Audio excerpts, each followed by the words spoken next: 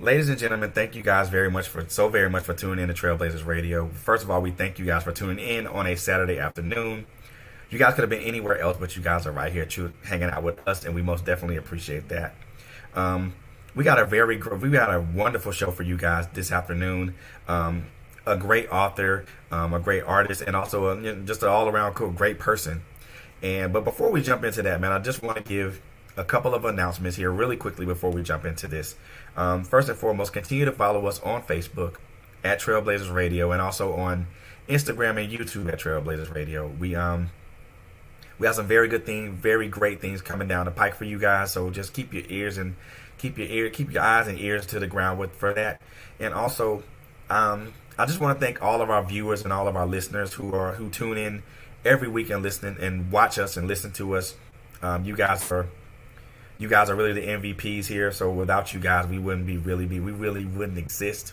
And I gotta give a shout, last but not leastly, to my two hosts, Miss Quint Jones and Miss Coco Fenton. You guys are the glue that, you guys are the wheel or the cogs that keep this engine running. Without you guys, I mean, I swear, I'd be lost. And most definitely gotta give thanks to God, because without him, I don't exist. This platform doesn't exist, and we're not able to bring you these beautiful and wonderful people and their platforms and their books and also what they represent. So, with all that being said, I want to introduce you guys to another wonderful author. This young lady is an author of a book called Narcissism. It's not what you think. She's also one of the contributing authors to this book that was published. That was on a team that was compiled by a good friend of mine, Samantha Swain. Not only is she an author, but she's also a painter. But we're gonna get it. We're gonna jump into all of that. So, without any further ado, I want to introduce to you guys Miss Lyshell ReAnn McBride. Hey, thank you. That was a great introduction. Hey, I try. I'm an author. I try. So, I mean, we were talking right before we got live, and I want to continue that part of the conversation, but just kind of start off everything, First and foremost, how did you and Samantha meet, and how did this particular subject of what you guys wrote about came about? Well, technically, I've never met her in person. Right. But we were Facebook friends, and she's like the coolest chick ever. She's awesome. And I actually met her through the co-author of this book. And her and I had been friends on Facebook randomly, and I can't tell you how we even met. I think it was through my Survivors of Domestic Violence group. Mm-hmm. And she reached out to me one day and said, hey, me and this other person are looking for a co-author for this book that we're writing about narcissism. Would you be interested? Because she knew about my story. And I was like, well, let me think about it. I've been writing for like 10 years or more, like a long time, just to get my thoughts down. And I was eventually going to write a book anyways, but I kind of wanted it, I was being selfish. I wanted it to be mine. But then I thought about it, and I'm like, girl, you're never going to do this on your own. So take this is your chance to actually get it out there, because it had been sitting in my computer for a while, and I hadn't really written anything for a minute. So basically, I jumped back into my book, and I had to reread everything for one, and I had to rewrite from basically the beginning, because I was in a different mindset than when I first started writing the book. And I was at a place where I was actually healed. And the reason why I wrote the book was actually to help other women and help them heal. When I first started writing the book, I was not healed, and I was a very angry person. And so I had to change the whole tone of, like basically screaming at people saying, please hear me, to I've been heard, and I hear you. I hear other people. I know how this works. I know how it feels to be abused. I know how it feels to not have people listen to you, and how it feels to be stalked, and how to lose your partner of 27 years, and how to have kids and co-parent with an abuser. I know all this stuff, and I wanted to put that in my book so that I could help other women, because that's the reason why I went through it. Wow. So, yeah. That was my reason. That was my purpose. It was really weird to come to that, because at first, when I was in a lot of pain, I stopped believing in God. I stopped, I was really, really hurt. I'm like, I'm a good person. Why did this happen? And now I know why it happened. It happened so that I can help other women. So that's what I tried to do with this book. Wow. And you said you've been writing for 10 years. I mean, yeah, it's a long time. It is a long time. When did you start writing? Besides, 10 years ago, what was this all? What was your writing all about at first? Was it just little short stories, maybe journaling? It was mostly journaling. It was journaling because I was having so much PSTD that I couldn't remember things, and I needed to remember for a lot of different reasons. I needed to remember for court or whatever, and I'm just like, I was so traumatized that I was just like, I needed to start writing things down, and as it progressed, there were some crazy things that happened. I mean, just crazy stuff that you wouldn't even imagine that happened. And I'm like, why am I going through this? That was like my constant question, was like, why is this happening to me? And when I finally came to think, I just started thinking, and I'm like, there's got to be a reason. The reason is, no matter what you go through, good or bad, if you can share that experience with somebody else and help them, then that's the reason. That is the reason. I help a lot. I have between 600 and 650 women in my survivors group, which is mostly local, survivors of domestic violence and sexual assault. And we share resources. We talk about attorneys that are bad in the area or ones that are good. We talk about, where you can get your rent paid, where you can find dinner for you and your kids, where you can find a good mechanic or a good counselor. I mean, we talk about all that stuff as sisters. We're not a nonprofit. We don't take any money. The only thing that I do is, besides just moderating the group, and I started the group, is once a month I do art therapy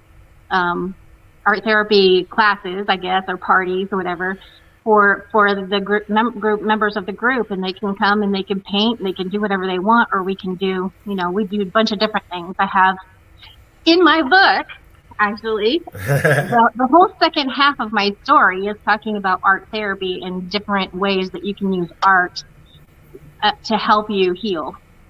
And it's amazing. It's life-changing, honestly. Wow. He knows. Wow. He knows my story. You know what? And I find that so interesting and so amazing that that from people that come from those types of situations, to be able to progress and prosper through them, regardless of the amount of personal pain or personal sacrifice to them, is still amazing. Because I mean, even I know a couple of people, got guys and gals who have been through these types of situations, and they persevere and they prosper regardless of the things that are arrayed against them.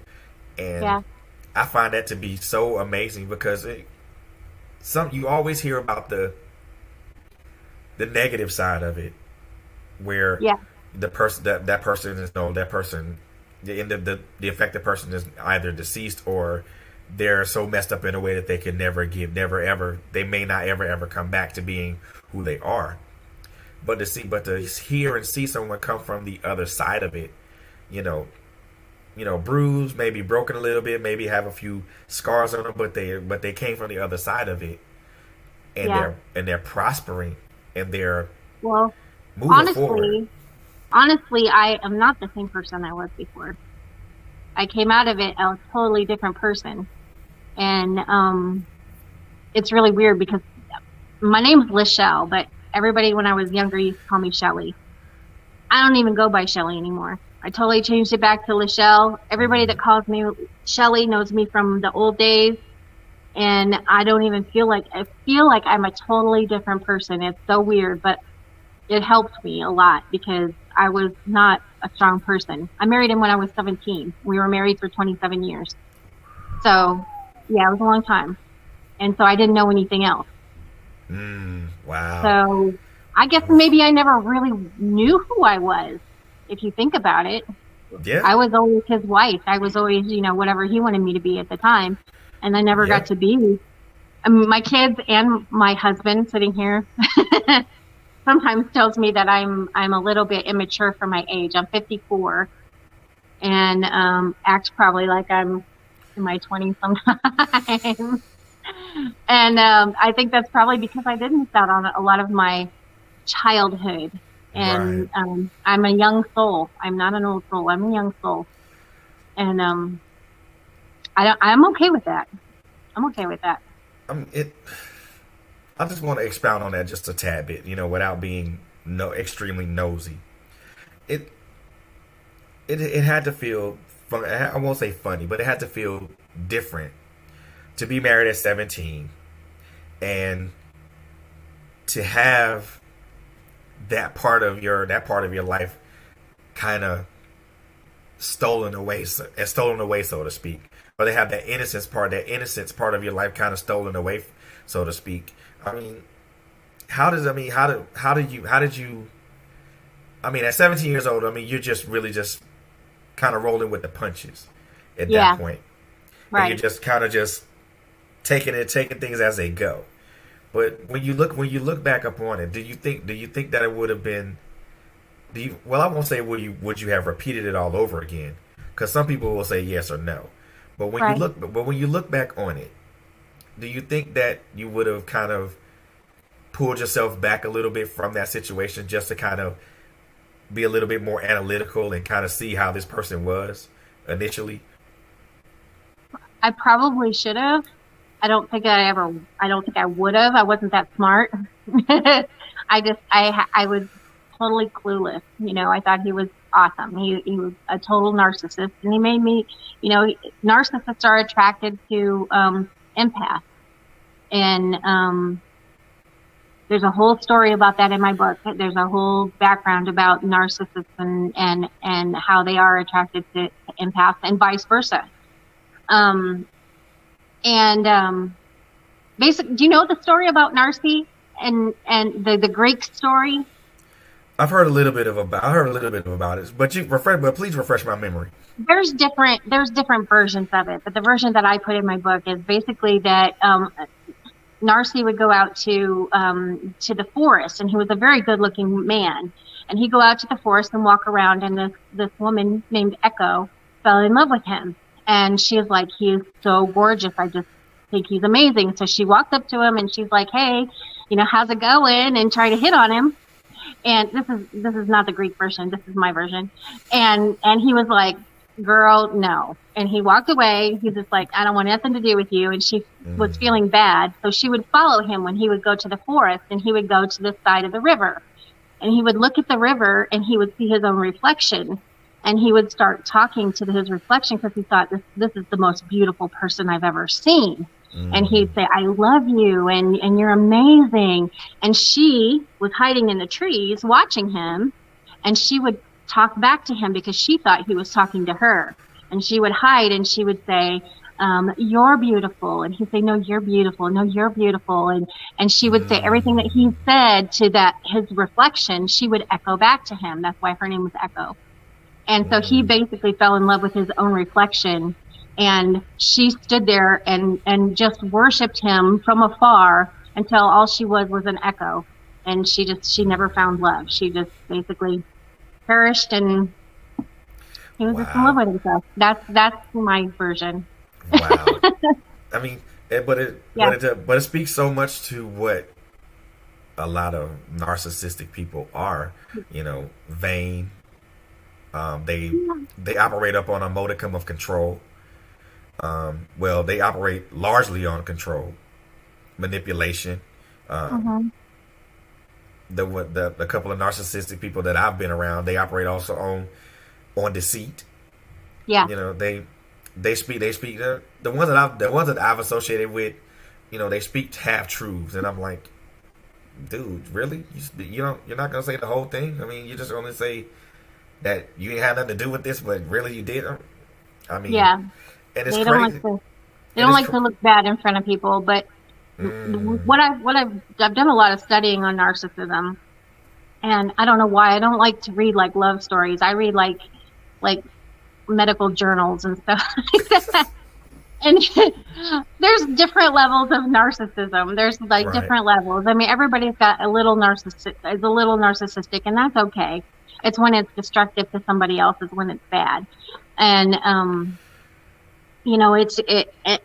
and it's really sad though, because narcissists are probably the most what is the word I'm trying to say? I'm losing my words. They're the most insecure people. Very insecure. Very, very insecure. And it's really sad, honestly. It's really sad. But once you okay, so I'm going to go off on a tangent here for a second. I feel, and this is just me personally, that sometimes women who are abused or men who are abused by narcissists sometimes will become narcissistic. And it may not be forever. It might be just a time period where they're narcissistic. It's basically self-preservation. And I'm in this group, and I talk to lots of women that are going through it. And it's like all they can think about is their own world and their own pain and their own hurt and their own, bills and their own everything. And it's really, really, really hard to get out of that. It's like I'm hurting so bad that I cannot see anything else or nobody else. And it becomes really, really, really bad for them to think of themselves all the time, because that's not what heals you. What heals you is thinking about other people and not yourself. Getting away from that thought process of everything's about you, all the pain's about you, people are out to get you. I mean, it can get really bad, and I've been there. I was freaked out for a long time and almost lost myself. I mean, it was bad. Wow.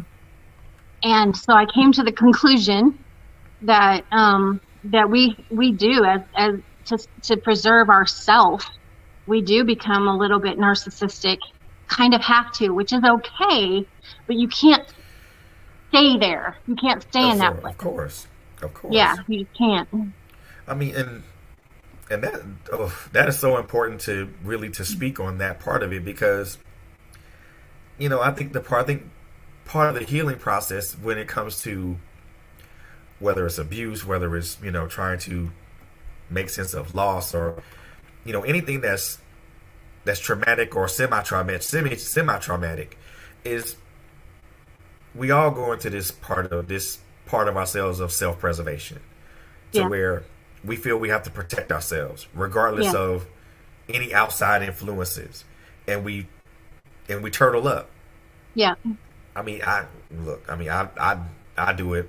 I won't say I do it all the time, but traumatic events will usually put me in that moment to where I'm just gonna hide in this shell and just retreat for a bit and not say anything to nobody or not do anything with anybody until I go through all this. Right. But also, I think, but people look at it like, well, you're just being selfish. No, I'm protecting myself. Yeah. So I don't experience that again.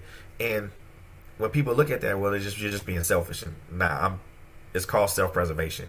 And a lot of people look at self-preservation and automatically equate it to selfishness. Right. Or they think that you're not putting yourself out there for everybody else.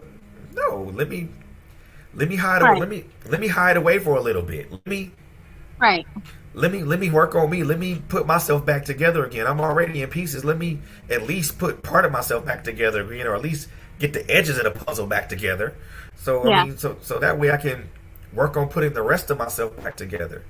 And that's a normal response. I think that's a normal response. But if you stay in that spot forever, it's not good. It's mentally, it's not good. It's not. And the one thing that I like that you mentioned earlier, that narcissists are attracted to empaths. Yeah. and I think for those who don't know, and I'll kind of explain this a little bit, and you can kind of add on to it if you want to. For those out there who don't know what an empath is, an empath is a person that is very in tune to not only their own emotions or feelings, but also someone else, but also other people. Right. Empaths are very open, and they take in a lot of emotional upheaval and burden. And and the one thing that I'll say as far as the empaths are concerned, because I find myself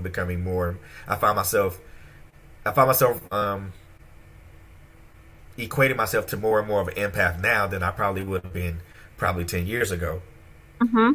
That we take in a lot of negative and positive emotions, and it's really hard for an empath to dissipate any of that at one time. Right. Yes. And so you take in these negative and these positive emotions, and they all kind of mix together in this nice little stew called Lord knows whatever. And it's hard to dissipate all those emotions and try to figure out which emotions are yours. Right. That's true. And it's like, that is definitely true. And with a narcissist, when an empath and a narcissistic person become together, it's almost like you're taking in that person's emotional state, and you intermix it with yours, and then all of a sudden the narcissistic person's emotional state takes control, and you have no idea who you are at that point. Now it's some narcissists can be very, very manipulative, and so they see that you are controlled by your emotions, so they control your emotions by being angry or being happy or doing this or doing that, and they realize that that's controlling you as an empath, and they love that. They do. They do. Oh my God, they do. And yes, they totally do. And for someone who's an empath, it's extremely frustrating, because you have no idea of what they're truly feeling and what their true intentions are. And it's kind of once you figure out they're messing with you, then the game changes. The game changes. Yeah. And that segues into to what I want to ask you. At what point during the marriage that you were formally in, at 27 years ago, when did you realize that this person was narcissistic? You know what? I didn't even realize what the word was until after I left him. Until after I left him. Now, there was some really bad abuse. He actually beat me and raped me, and that's all in my book. But it was so bad. I didn't know how to leave him, because I was 17 when I married him. I didn't have anything. And I had 2 kids by him, and I wasn't about to leave my children with him. And so it took me to figure out a game plan, and figure out my head space, because my head was so traumatized. It took me 8 months to leave. And so I tell people that I slept with my rapist for 8 months, which was really hard. It messed with me bad. But when I finally did leave and got my kids, then I had to deal with, for one, he was a stalker, but I had to deal with, getting a job, paying my bills, making sure my kids were okay, driving them back and forth to school. All the things that I was used to having another person help me with. I had to do all by myself. I remember one day, this just triggered a memory that I hadn't thought about in a long time. I remember one day that I was in my car, and I had a Mini Cooper. Stupid thing, didn't have power steering. I love this car though, but it didn't have power steering. And I was sitting in it, and I was like, I need to change the tail light. I can do this. I've never changed a tail light before, but I bought the tail light, and I went to the back and I started to try to fix it. And it was in the dark, and I was having a hard time with it. And I think the trunk of the thing hit me on my head, and it started to rain. And I just sat in my car and just cried. I just cried and cried and cried, and like nonstop. I just couldn't. I'm just like, am I going to be able to do all this by myself? can I do this? And I did it. And I changed the thing, and that car was this car's an interesting story. So the Mini Cooper that I got, the interesting story, my little baby, I call it my beep beep. That car was actually an apology gift from my ex-husband. Bought me this car, said basically, I'm sorry I raped you, here's a car. I did not want this car. It was a cute car. Everybody wants a car, but I knew his pattern. He'd do something really bad, then give you presents and, try to get your forgiveness, and then the whole cycle starts all over again. And I'm like, I do not want this car. It doesn't, basically all it does is remind me of everything bad that you did to me. But I took it because I needed a car. I was thinking to myself, if I'm ever going to get away from this guy, I'm going to need a car. So I took the car. Wow. And when I left him, I still had the car, and it didn't have any power steering. And it was, it was a little rough around the edges. And I needed to take it all the way down to Little Rock, which is like a 5-hour drive to get it fixed at a dealership. That's the only dealership here. So at this point, I was doing a lot of things. After I left him, I was doing a lot of things outside my comfort zone to try to figure out who I was. And I was getting certified as a football coach, which I did do, by the way. At 47 years old, I became a football coach. Oh, man, I like that. Yeah. And so I followed the team down to a game that they were playing down in Little Rock. And I followed them down there with my Mini Cooper, and I took it to the dealership, and I told them a little bit about my story. And I said, this means a lot to me. I know that you're doing this, for free because it's, covered under the warranty thing or whatever, the recall, whatever. And I said that I really, really, really appreciate it because I've been driving this car for over a year with no power steering. And, I'm like, this really means a lot to me that you're doing this. And they're like, no problem. They gave me a loaner car, which was awesome. They called me and they said, we're not quite done with it. Keep the loaner car for a while. They even gave me cookies. It was so sweet. Keep the loaner car for a little bit longer, and then we'll call you when you need to come get it, which was a 5-hour drive back down there to go get my car. Right. So they had it for they had it for almost a month, I think. And I was like, okay, well, this nice car that you gave me to drive is fine with me. I'm good. They finally called me, and I went down there, and you will not believe. They went through my whole entire car. They replaced all of my tires. They fixed that back hatch that had hit me in the head earlier. They fixed all my lights. They fixed every single thing, oil change, every single thing that was wrong with that car. They fixed it for free. It was like $3,000 worth of work for free for me. Wow. And all they requested was that I paint them a picture, and I did a big, huge painting of a Mini Cooper for their shop down there. Wow. Sometimes I'm amazed at when you tell somebody that when you tell the right person your story, so many good things come out of that. Because honestly speaking, I mean, and to be honest with you, and I'm pretty sure you'll agree with me, they really didn't have to do any of that. They didn't. But they did. But they did it. Probably not. And I'm thinking not just from hearing your story, but just understanding how much that car meant to you. And wow, that's, to me, I find that so amazing. It's so the way we're living right now. So many times you hear so many stories about doom and gloom. Yeah. But to hear something that's like uplifting, and it makes you feel good to hear. So it makes me feel good to hear something like that, because that was one of my bright spots that I was just like, girl, God got you. God got you. Indeed. Yeah. Indeed. Honestly, it was like, wow, this is just amazing. Right. And it gave me enough love, I guess, in my soul to actually move forward and get out of my head and start living life, Wow. So how was that path moving forward? I mean, I won't say from that point forward, but from the time you left to the time, and I won't say from the time that you from the time that you left, but also to the time that you kind of got yourself in the right headspace. How difficult was that for you? Oof. I went through some stuff. I swear I went crazy for a while. I thought for sure he was trying to kill me. He did come into my house one time when I wasn't home. My daughter had whispered in my ear, because my kids were latchkey kids.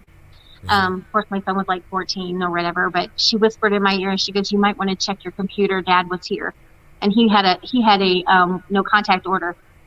Ooh. So he came to my house when I was he came to my house when I was asleep, and he wrote on my car in red paint all over my car, and then left like a cross necklace on the with some flowers and said, "Wear the necklace." Just scared me to death. I thought he was going to try to kill me for sure. And I knew he had hired a private investigator to follow me, because my attorney told me that. And so I was going nuts. There were times when I felt like I was being followed all the time. And, I drove to the dollar store and I got a big piece of poster board, and I wrote on the poster board in big marker, "I am being followed and I do not feel safe." And I put that in the window of my car. People were like looking at me like I was crazy. And I put, tape over top of my computer because I thought he was watching me through my computer. Wow. Sometimes I would just I'd go to Walmart and I'd sit in my car because I had such bad anxiety. It would take me probably 30, 45 minutes to even get out of my car to go to Walmart. And if I felt like I was being followed, I walked through the parking lot with my middle finger up in the air. I was just like, and then I was like, okay, if I act totally crazy, he's not going to know what to do, because he knows me as this very mild and sweet person that would never even raise her voice. I'm going to act totally batshit crazy so that he doesn't know what to expect. And you know what? That worked. Oh my God, it did. Yeah. Because I had to co-parent with him, I had to drop off my kids to him, which was totally freaky. You're like giving your kids to your rapist. I mean, it was like horrible. And we'd have to do exchanges at the police department because there was a court order and everything. Right. And I'd put the kids in my car or whatever after they spent time with him. And I'd go right up to his window, and I would get like this close to his face. Even though I was scared to death of this man, I would get right in his face, and I'd be like, "Why don't you just tell the truth?" And I just like got in his face. He looked away. He didn't know what to think, because I'm like, I'm totally acting out of character. And my kids saw me do that. And I was glad that this is something that my kids told me. I said, "Are you afraid when you go to your dad's house?" Because they knew he was abusive. He'd been abusive to them. I said, "Are you scared when you go over there?" And they said, "Not really. We're more scared when we're with you." And I was like, "Why would you be scared when you're with me?" And they said, "Because when we're with Dad, we know where he's at, what he's doing, and we can see him. We can see what kind of mood he's in. But when he's with you, when we're with you, we don't know where he is or what he's doing." And I thought, they don't feel like I can protect them. That's why they're scared. They don't think I can protect them. So guess what? Mama's going to be a badass. So that's what I did. That's why I started doing football and all this other stuff. I'm like, you know what? I'm going Angelina Jolie on his ass. There you go. Because I was going to ask you, did you ever think at any point did you decide to arm up at that point? It crossed my mind several times, and the reason why I didn't was because I did not trust myself. I thought, I have so much He's shaking his head. He's shaking his head. I'm crazy. No, I was just like, I don't trust myself. I know that I have so much anger in my heart that if he does something, I might just use the gun on him, and that would be horrible. I'm just like, nah, I better not. Like, I better not go there. So I just left it be. I'm just like, no, I'll just intimidate him, and it worked. Well, I mean that worked. I know if that was me in that situation, I think I would have just armed up and just be like, "Hey, if you're gonna try it, then I implore you to." But only one of us walking out of here. Well, I knew he had weapons. And at one point, after I left the house, the house was still in my name too, because we hadn't Right. divorced yet. We were just separated at that point. But I knew he collected knives and stuff. I think he had like 27, 28 knives. And Jesus. Who does all I, that? right. So this is when I was going a little bit crazy, but I dressed up all in my camouflage gear, right? I put on a hat and dark sunglasses. Don't laugh. And I'm only 5'1", so I had to get a wheelbarrow and push it up to my window of my house. And I climbed through the window, and I went in the house, and I took all of his knives, all of them. And there was like nothing else. He had like put everything in storage for some reason. He put everything in storage, so I couldn't really get anything else. I'm like, I'm getting my stuff. And so I went in the garage and I found these black boots that were like my combat boots kind of. And I'm like, oh yeah, I'm getting these boots. And I grabbed the boots and the knives and I took off, and I'm like, haha, I got the boots. Next day I wore the boots to work, and then I looked at them. Dude, I grabbed 2 different pairs of boots. I was wearing 2 different pairs of boots. One of each one. And I didn't even notice it till I was at work. I'm like, how stupid is that? Gosh. Well, I can most definitely understand the fact that, if you were to arm up like that, yeah, you probably would have just went ahead and plugged in with no problem. And it probably wouldn't have been no issue with you at that point. I mean, like I said, I know and I've been through I won't say that type of abusive relationship, but I was in an abusive relationship, and then there were times where I just like, why don't I just get this and just plug this person and call it a day? But you think about it, and it's like, wait a minute, well, maybe if I do this, the ramifications of that will be much more severe. Right. Than me just kind of just grinning and bearing it for a moment. Mm-hmm. But then again, the satisfaction I would get from just watching that bullet just smack him. See, you're twisted. I'm just like, I'm too much of a lover, and I'm just like, you know what?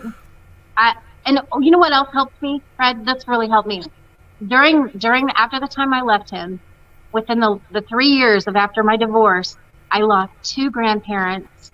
No, I lost 4 grandparents, and my mother, and one of my best friends. They all died. It was really, really hard on me. And when my mother died, she died of cancer. We didn't even know she had it until they diagnosed her, and then she was gone in 4 weeks.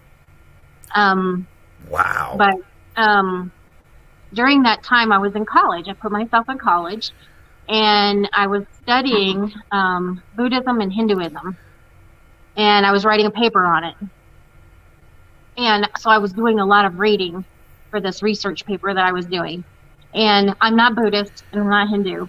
I am a Christian, but a lot of the teachings, especially in Buddhism, really, really, really calmed my soul. It really, really helped me a lot. And I think that's probably part of, what that I definitely know that was life-changing for me. Just doing that reading, and right. It was just. I started thinking of things in a different way, and they talk a lot about karma. Oh yeah. Especially Hindus, and the karma with Hindus. And I thought, you know what, he's going to have a lot of karma to deal with, and you know what, it turned out that way. It really has turned out that way. Yeah, I tell folks all the time, hey, look, y'all better watch out, because karma is that lady that wears black, and y'all better watch out for her. I mean, and I find it interesting that you mentioned Buddhism and Hinduism. I know for me, as far as like my little journey moving from, being separated from my spouse to, now an impending divorce coming along. Yeah. There were things. Now there are 2 books that I've picked up from my local library. One of them was the Tao Te Ching, and I've read that from cover to cover. Yeah. Three times. Yep. And a lot of people don't understand. I mean, then I'm a Christian too, just like you. But a lot of people don't understand that there are so many things that you can take away from. Absolutely. Other religions or other philosophies, and you can apply those to your life. And a lot of the stuff I never thought about. Like, okay, well, a lot of the things that I deal with are mostly inward. So let me just deal with the inward person first, and then everything else manifests outwards. Right. Now, don't get me wrong. Bible is a great resource for a lot of things. But for me, there are a lot of things that are unsaid and unspoken. And there are certain questions that, for me, especially my journey right now, and I know for your journey from that point forward, that were unanswered. Yeah. And you wanted to find answers. Yeah. So, and the one thing that I guess to me, that people tend to frown on that a little bit. Well, why are you picking this up? Why are you picking that up? Hey, I'm looking for some answers, dude. Yeah. That's all I want right now, some answers. Right. Reading that book from cover to cover. And then I think it's another book that I'm actually starting reading now. It's called The Path of the Human Being. I forgot who it was by. But it's also interesting reading as well. And I was like, okay. Let me just put, and when people don't understand that when you apply those things to your life, but then you also added your Christian principles. It makes certain questions that you have. Well, it makes certain answers to questions that you have just a lot better, because now there's an understanding behind it. Right. And sometimes it's not the answer for everybody, but if it's an answer for you and it helps you, then that's what counts. Man, let me tell you. And I was like, okay, let me apply this here, let me apply that there, and let's see what happens. And, right. And even though the journey hasn't been the best at this particular point, at least not for me anyway, but you learn every step of the way. Right. And that's the process. And one thing that I touched on last night when I was interviewing another author, is something about processes. Mm-hmm. How we as human beings to trust the process that we go through. At what point during the journey with, now that you're separated, now you're divorced from your husband at that time, at what part did you realize that this was your process, and at what point did you realize that you had to trust it? Oof. I don't know if there's actually a point. It was a long process, and I think I was there, and then I went back, and then I was there again, and then I went back, and I still struggle a little bit sometimes with triggering, certain things. And this one is like, he's super understanding with helping me through that, and just let go, let God. It's hard to do, especially when everybody around you, you're the people that that are supposed to support you are dying. You're like, okay, this is my support group, and now you're killing them all off. Is how I felt. Wow. I'm gonna start crying, but Hey, take your time. Take your time. It was really hard. Wow. And it was, and I can imagine how hard it was, because it takes a lot out of you emotionally, mentally, and sometimes it takes a lot out of you physically. I think that if it wasn't for my kids, I don't know if I would have made it. Yeah. And sometimes even if you don't want to move on for yourself, you find something to move on for. Your kids and my group that I started with the other survivors, I started that like just with a couple of friends, because I needed somebody to talk to. And I didn't do anything, and this group grew by itself to 300 women in one year.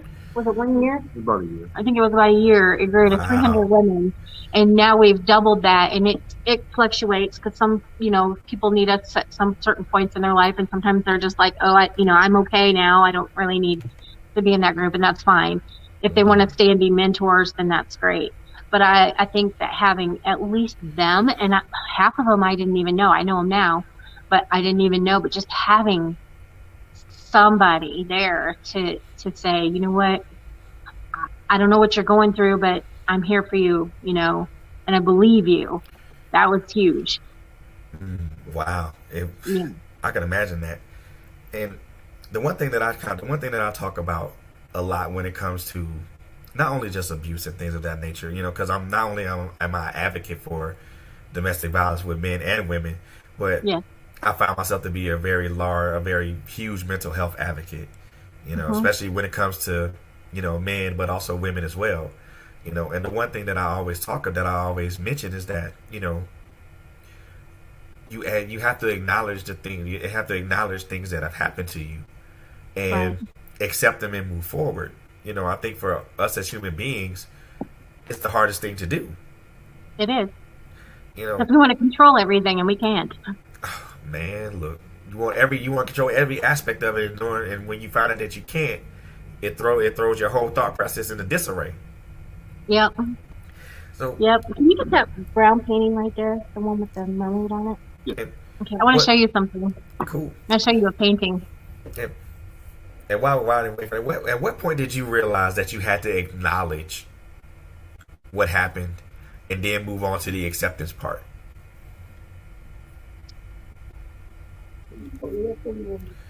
I'm trying to think when if there was actually a certain moment.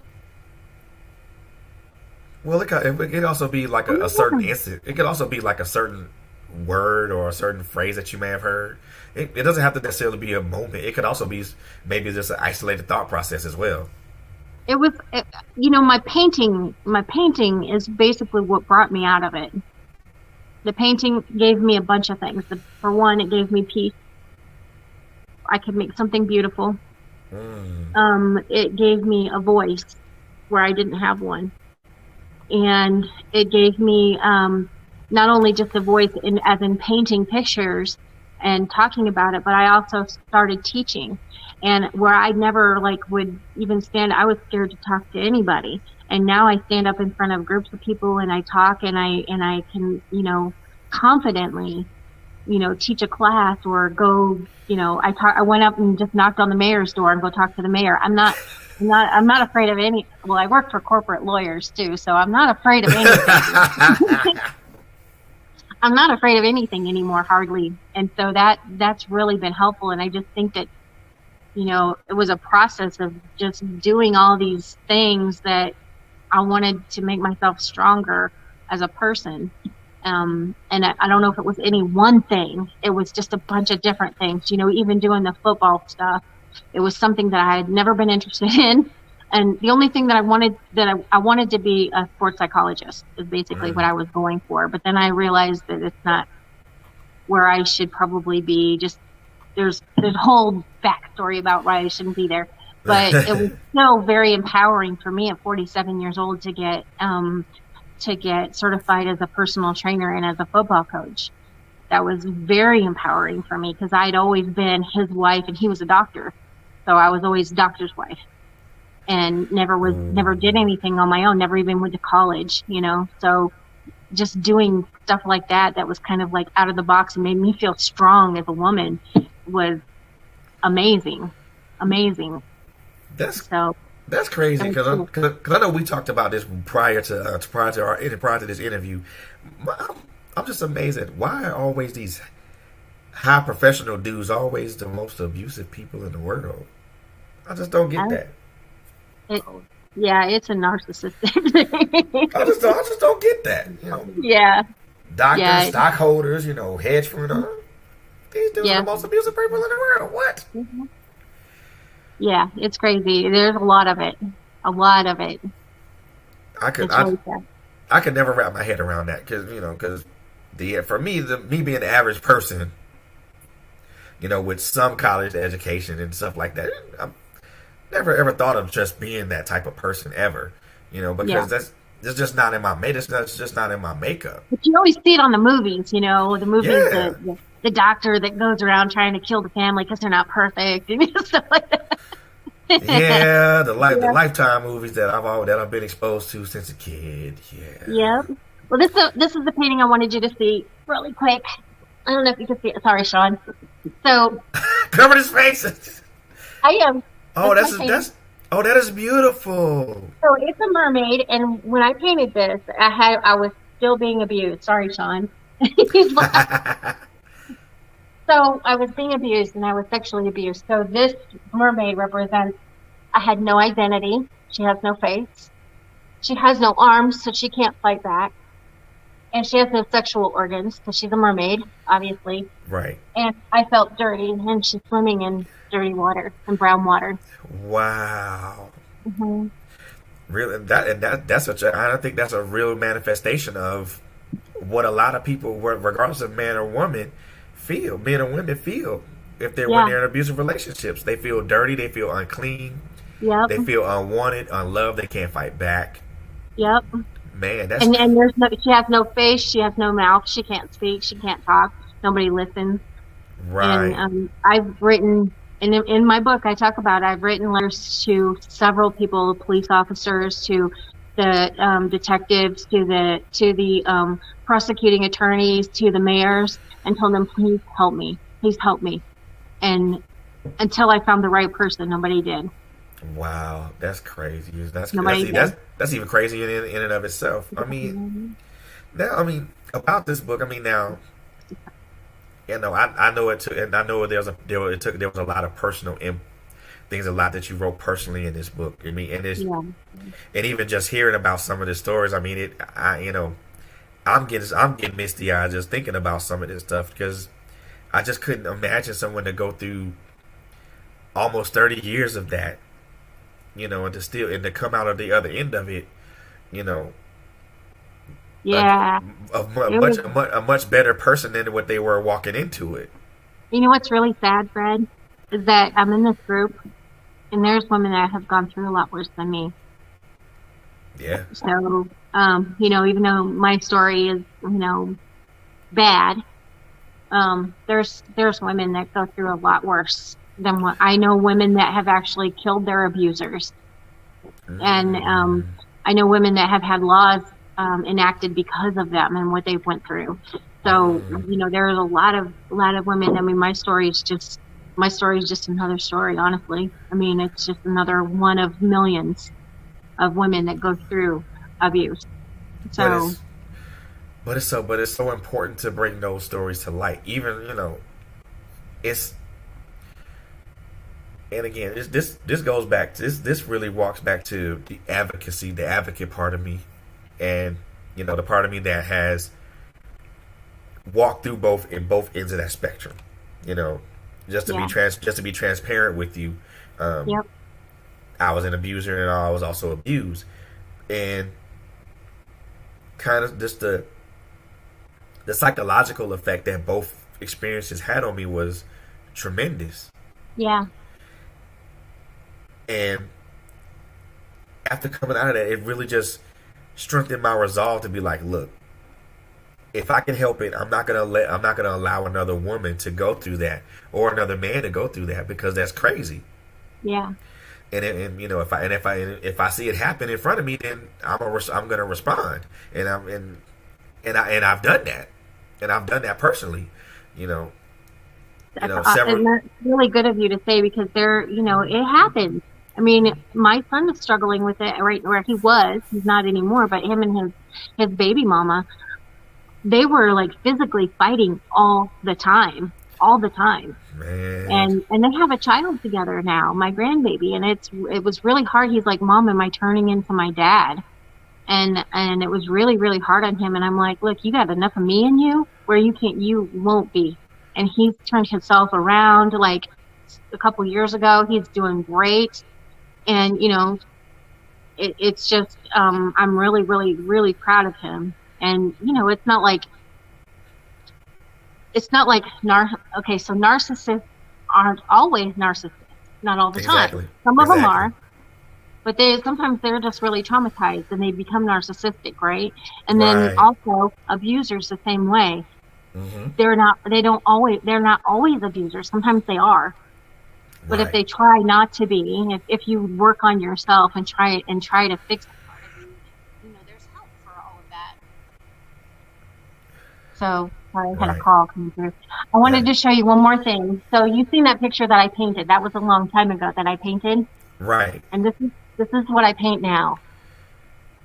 Oh my goodness, that's so wow! I can't. That's so beautiful. I love that. So this one is part of a series that I'm doing that's called Colorblind.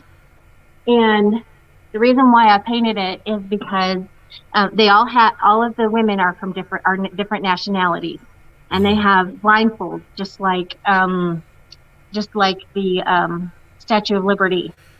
So blind justice, right? So justice is right, and so justice is applied no matter of what your financial situation is or what color you are, or anything, right? So that's why all the women that I painted, they have the same skin color, which is basically gray, because it doesn't matter what skin color you are, but they're all different nationalities, and everyone should be judged the same. That's why they're blindfolded. Right. And so I have a whole series of going on of that, and I'm super proud of it. I'm not done with it yet, but I hope to put it in a gallery, because I've never really been in a real gallery yet. A personal gallery works for me. I mean, this is a gallery, but yeah, I mean, this building is huge. Oh yeah, indeed. I mean, I saw a lot of the pictures that you have on Facebook. I mean, all those pictures, I'm like, oh my God, these are so beautiful, and I find it so wonderful and wondrous to be able to, for someone who's been through such a traumatic experience, such as yourself, to find something so beautiful and so peaceful as into painting and stuff like that. I mean, now, was it something that was born out of that traumatic experience, or was it something that you kind of had to grow into? Well, I never painted until I was being abused. And when I started painting, he would leave me alone. So I just painted more so he wouldn't bother me. And then I got good. My dad and my mother are both painters as well. So I guess it was kind of natural, but I didn't realize it until I was in my 40s, because I was so busy being the perfect wife for him so that he didn't freak out, that I never was me. Ever. Lost your identity. Yeah. Yeah. Now, a lot of the paintings that I saw, you know, they represent. I know for me, they elicited a lot of emotions. The one I saw, the lion, that elicited a lot of, you know, strength and pride, but it also elicited a little bit of sadness for me, just because of how I looked at it. You know, to me, lions are not necessarily social creatures. They're mostly solitary creatures, at least from what I noticed, from what I see on TV. And that solitary part is the part that connected with me a little bit, because I think when we go on these personal journeys to either find ourselves or heal ourselves, we're alone at one point. Yeah. Until we come across person or persons, in your case, person, who is going to be able to understand, you know, be patient with you and understand who you are. And this really goes to that young man that's sitting beside you. You know, I do want to ask him, you know, when you came across this young lady, you know, what did you initially see in her, and what did you feel you had to do as far as helping her on her healing journey? Now, to answer your first question, what did I see in her? Yeah. Honestly, I've seen her hurt. I've seen a hurt that was still bottled in or caged in, but also seen a person that's been wanting to explode in so many different areas, as far as herself, fun, and everything. So it was just so many different people bottled up in one. And what I mean by that is what she went through in the past. When her and I first met, she gave me a little bit of it, but not everything.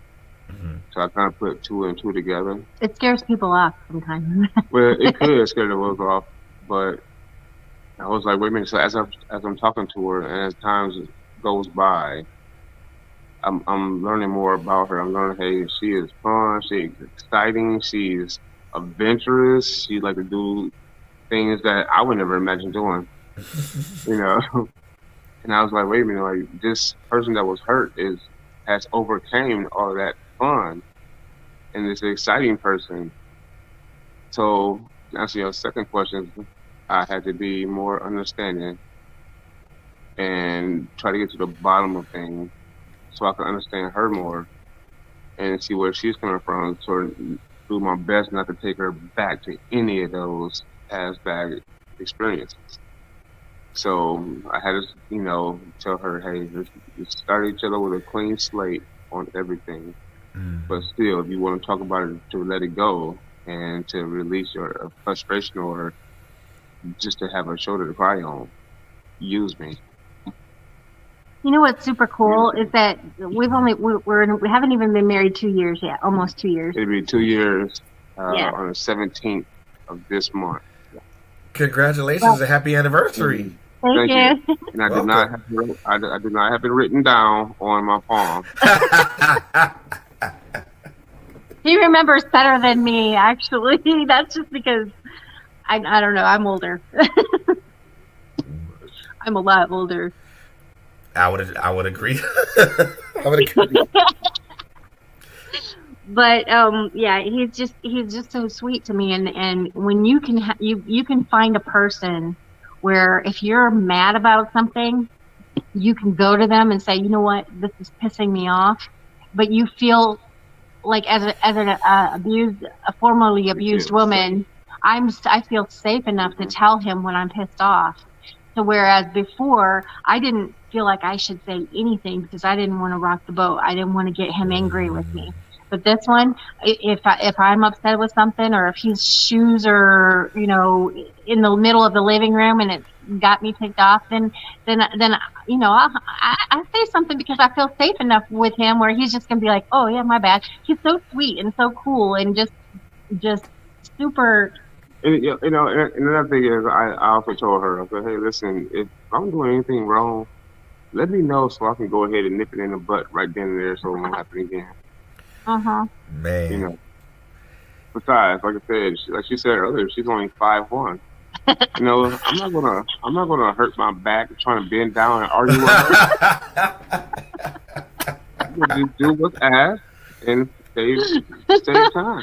Plus, he doesn't like it when I get when I crawl after him or I run after him really fast because it freaks him out like one of those scary dolls that come chasing you.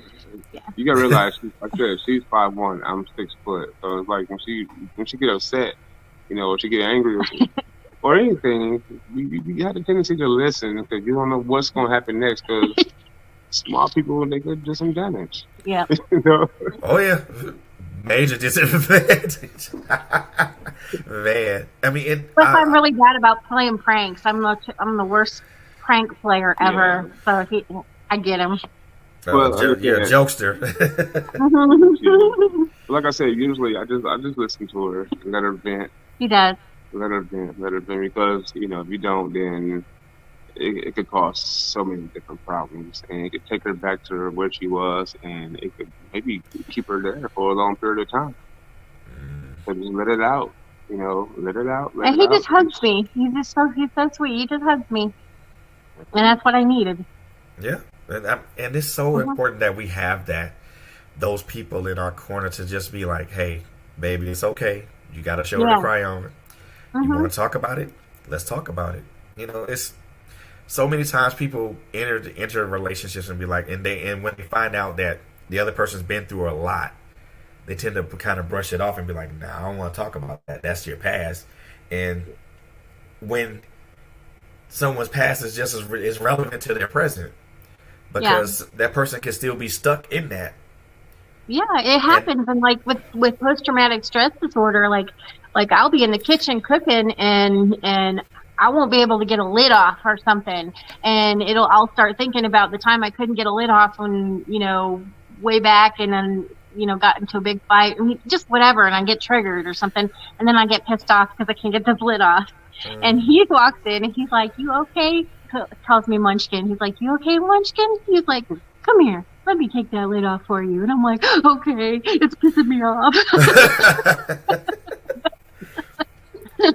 I got emotional over a pot top. I'm telling you.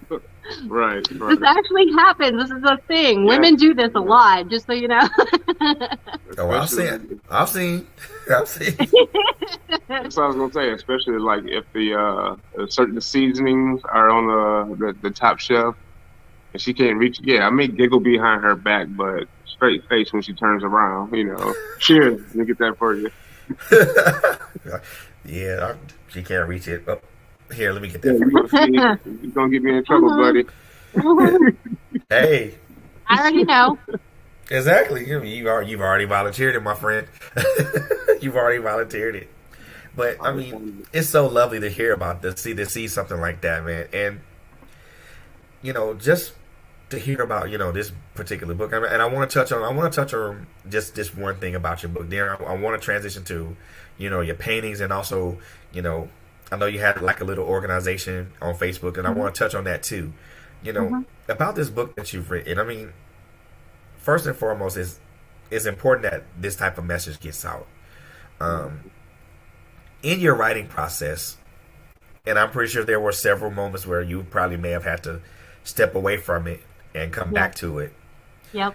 Was there any prominent moment to where you stepped away from it for a moment because it was so emotional and so visceral and jarring that you said, let me just step away from this for like a good minute? A bunch of times. There was a bunch, because especially like reading the story about the abuse and stuff like that. And I also have another story that I talk about my daughter and how it affected, how abuse affects children. And that's really, really emotional for me. And yes, I had to step back from it a couple of times with my writing process. Yes. The good thing is, I didn't want to make this book entirely about my story and entirely about bad stuff. That was not, I just wanted to demonstrate that this happens to me. I also have a couple other stories in there from a couple other women that I know. They gave me permission to use their story. I'm using different names and stuff. But, so, just to know this is not, this doesn't just happen. This doesn't just happen to me. It happens all the time to other women too. But the part that I really tried to focus on was the healing part and what helped me heal.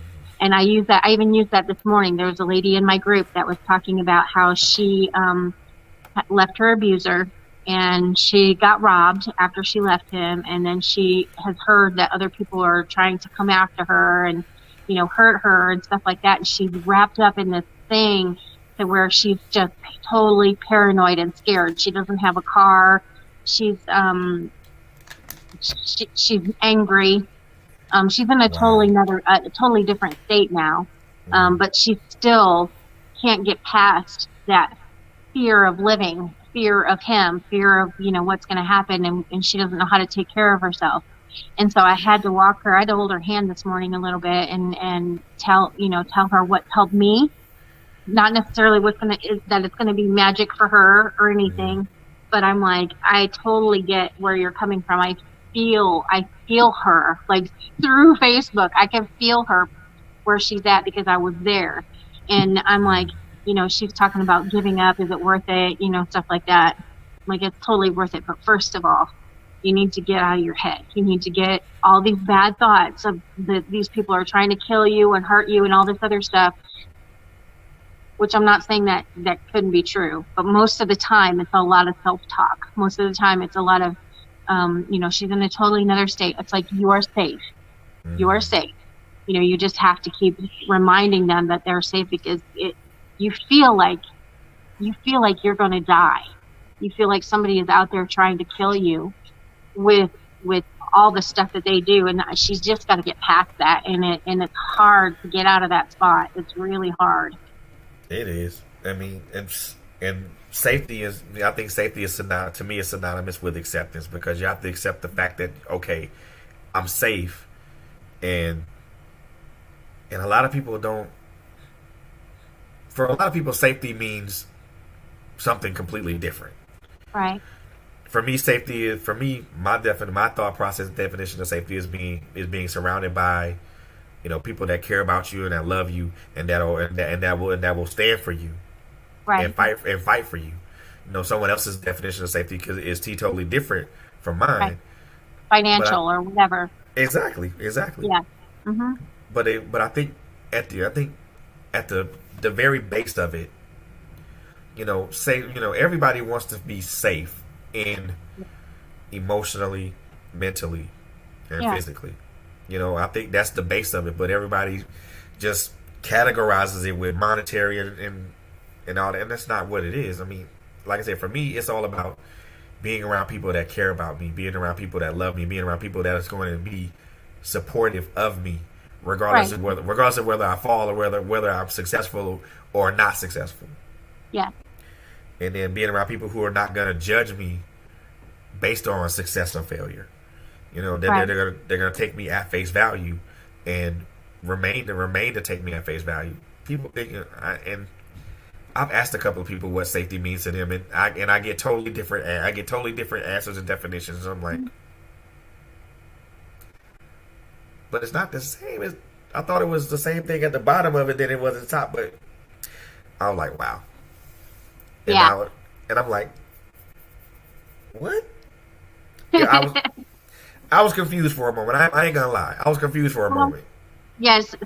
Sometimes safety is because whatever that was that they don't feel safe about is the thing that got taken away from them before and made them feel unsafe. So if it's monetary, it's probably because they've been sleeping in their car or something before, and that safety to them actually is monetary, and that might be why. So on the second part of my book, I tried to focus on healing and on all the good things that come out of the bad, and how you really have to change your thought process, because like what you were saying, you like to be surrounded by people that support you. But if your thought process is not there, you cannot recognize the people that want to be there for you, because you're always scared that somebody's going to hurt you all the time. And you're like, Aunt Esther over there, she hates my guts, and she probably just loves you half to death, but your mindset is stuck. And so sometimes it's all changing the way you think about things and the way that you approach people and accept people. So you just really have to have to change your own mind before you can even accept anybody else. Oh yeah, important. Doubly important in this day and age now. Now, I do want to transition from talking about we'll talk about your book. We'll talk about the book too, also a little bit. But I want to talk about your painting and also this awesome Facebook group that you have. Like I said, I've seen a lot of the paintings that you have on Facebook, and I was like, this lady got some talent, and you have a lot of your paintings in your own personal gallery. But I want to ask you this, not only what is the significance of these paintings mean to you? What do they symbolize strength? Do they symbolize a growth process? Do they symbolize a victory over a specific thing? I can tell you exactly what they symbolize, because they're all different. And what I think that for me, what they symbolize is my voice. So if I'm feeling sad, or if I'm feeling happy, or whatever I'm feeling, I can just express it with painting. And so when I never had a voice before, when I had been raped and was being there for 8 months with him and trying to tell people, please help me, and they're like, well, you're married to him, we can't do anything, it's just your word against his. Nobody was listening to me, but I have a voice through my painting, and sometimes it's calm, sometimes it's not, sometimes it's playful. That the painting gives me my voice. And my group is named Voices. That's the name of my group, because women need to have a voice, and the group is private, so nobody can get in the group without me vetting them first. And gotcha. I'm really, really careful about who gets in there, and it's all women only, no men, just because of the nature of what we talk about. Some of them Right. have been sexually abused and stuff like that. So Right. I just decided just to leave it as women, group only. And it gives them a place to actually be like, just throw up their words if they have to, just to get it out to somebody to listen to them. And what's cool is that the group is there's 600 and some of us. Some of us are doctors, lawyers, counselors. There's support people in there that have been through it and are good now.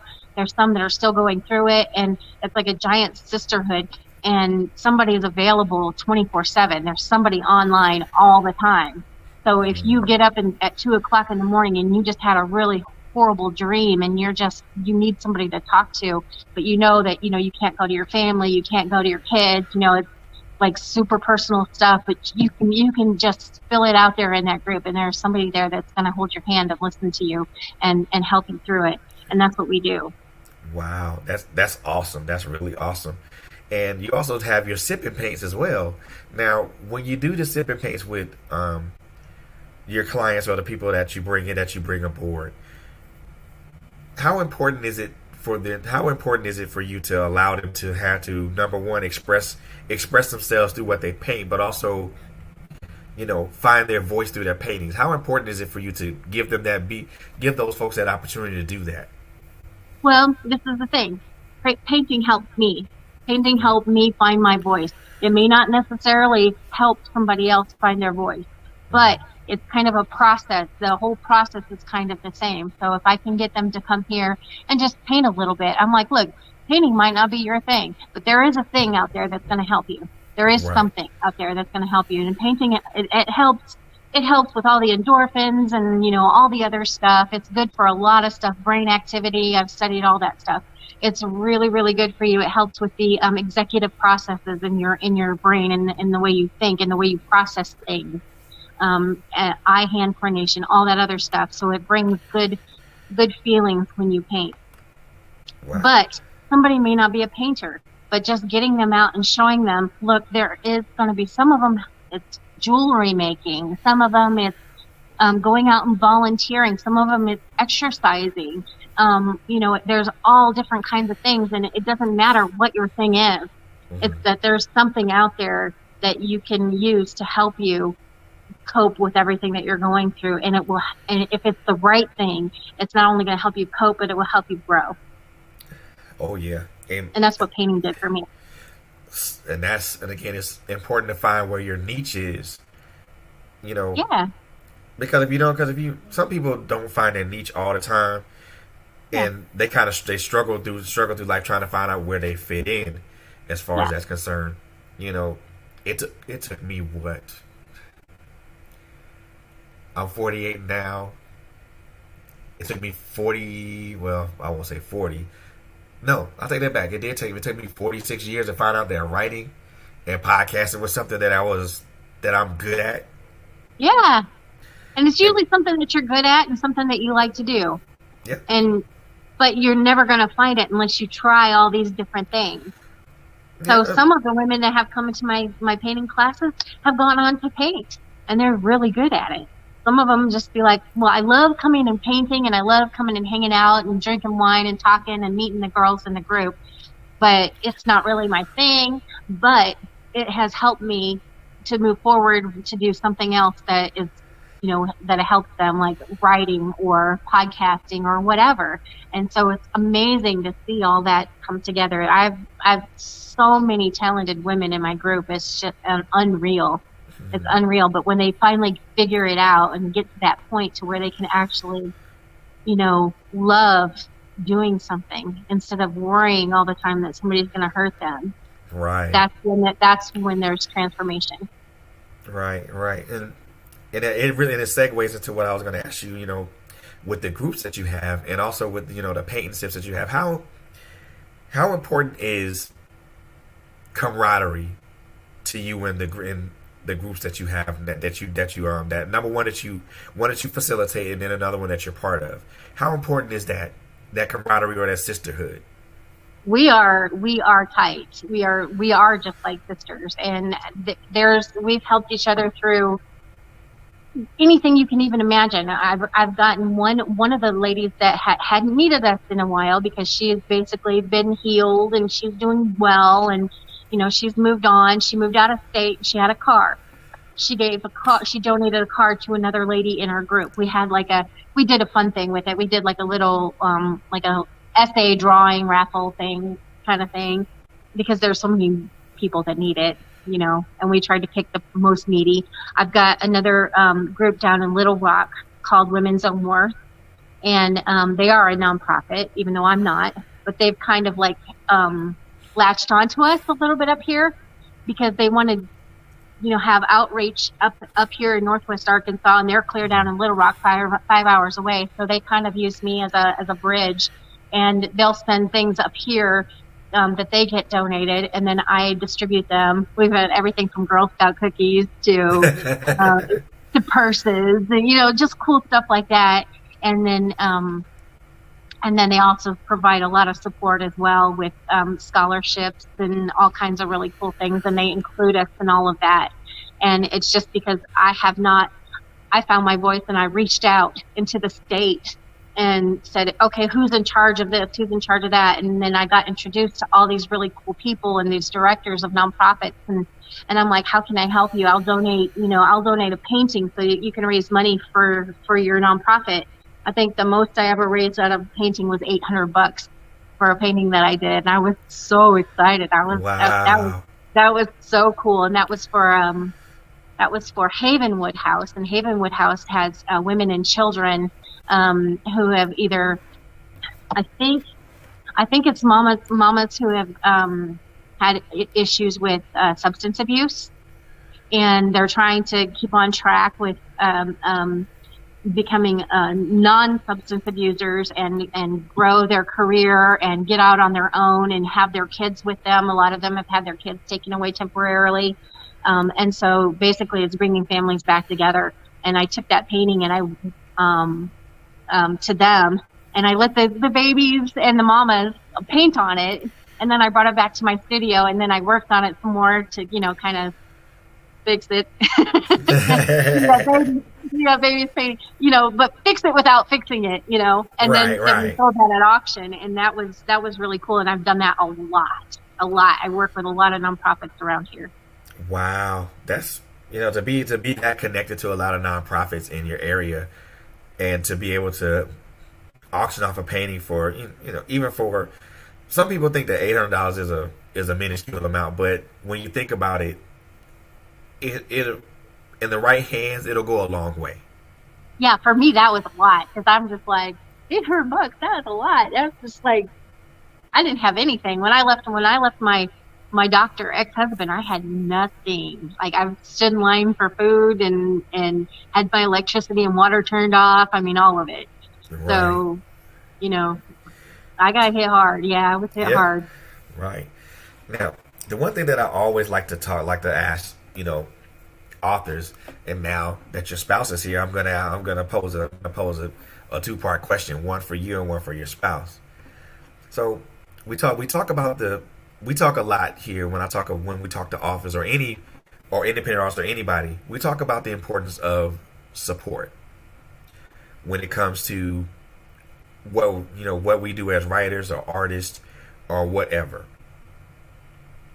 My question to you, Lyshell, number one, how important is support? How important is support to you? And also to you, my man, how important is it to support her?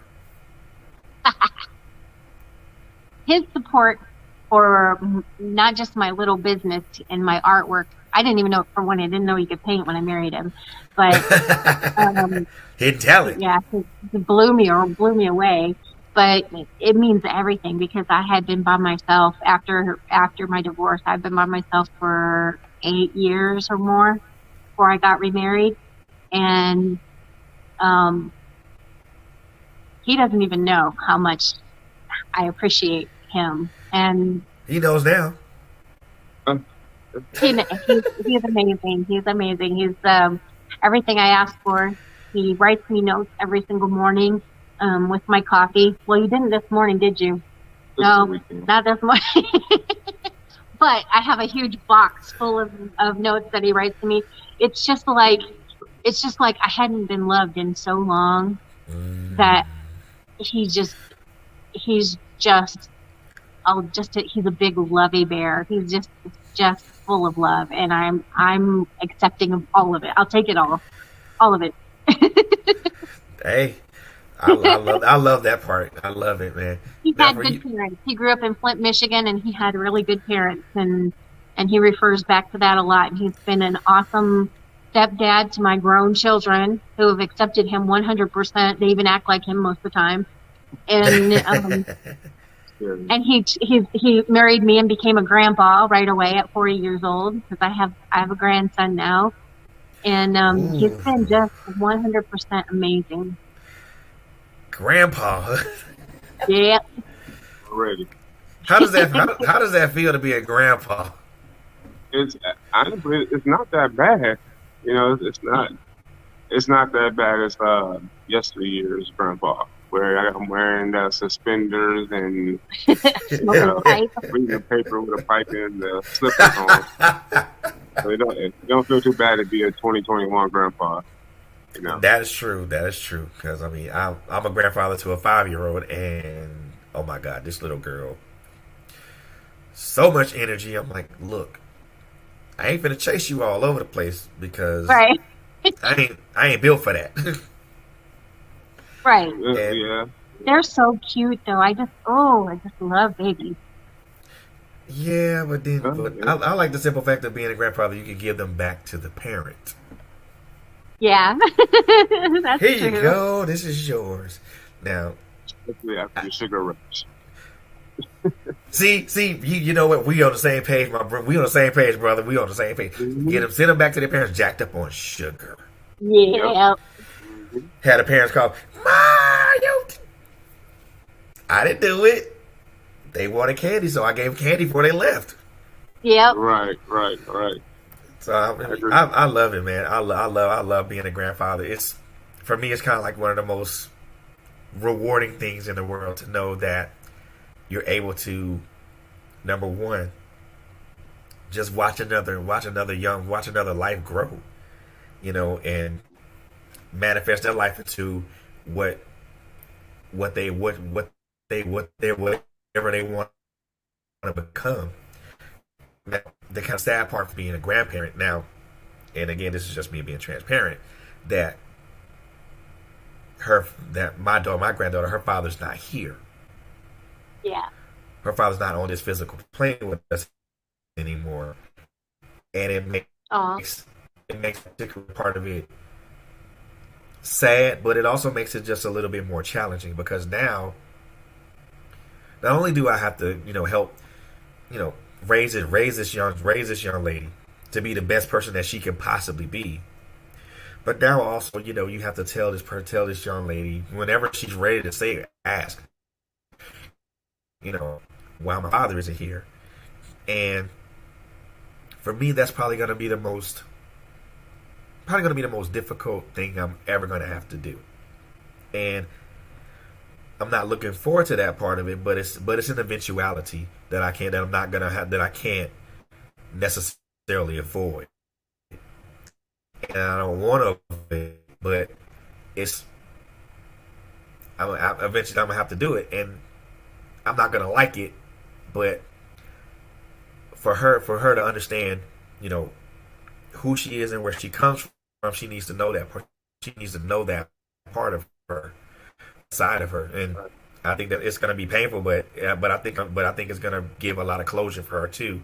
Well, for me at least, but I know for her too. So I like being a grandparent. I love it. It's probably, like I said, to me, it's probably one of the more rewarding things in the world. I'll never ever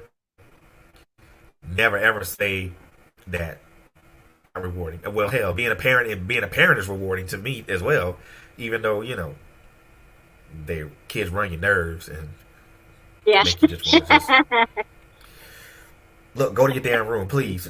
Just leave me alone. Mm-hmm. But I mean, it's a lovely feeling being a parent and a grandparent.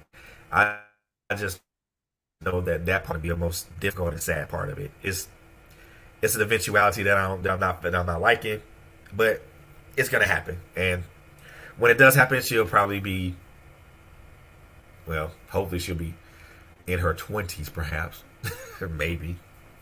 I really don't want her to ask. It's important that you show her how a man is supposed to be. Yeah, she sees that.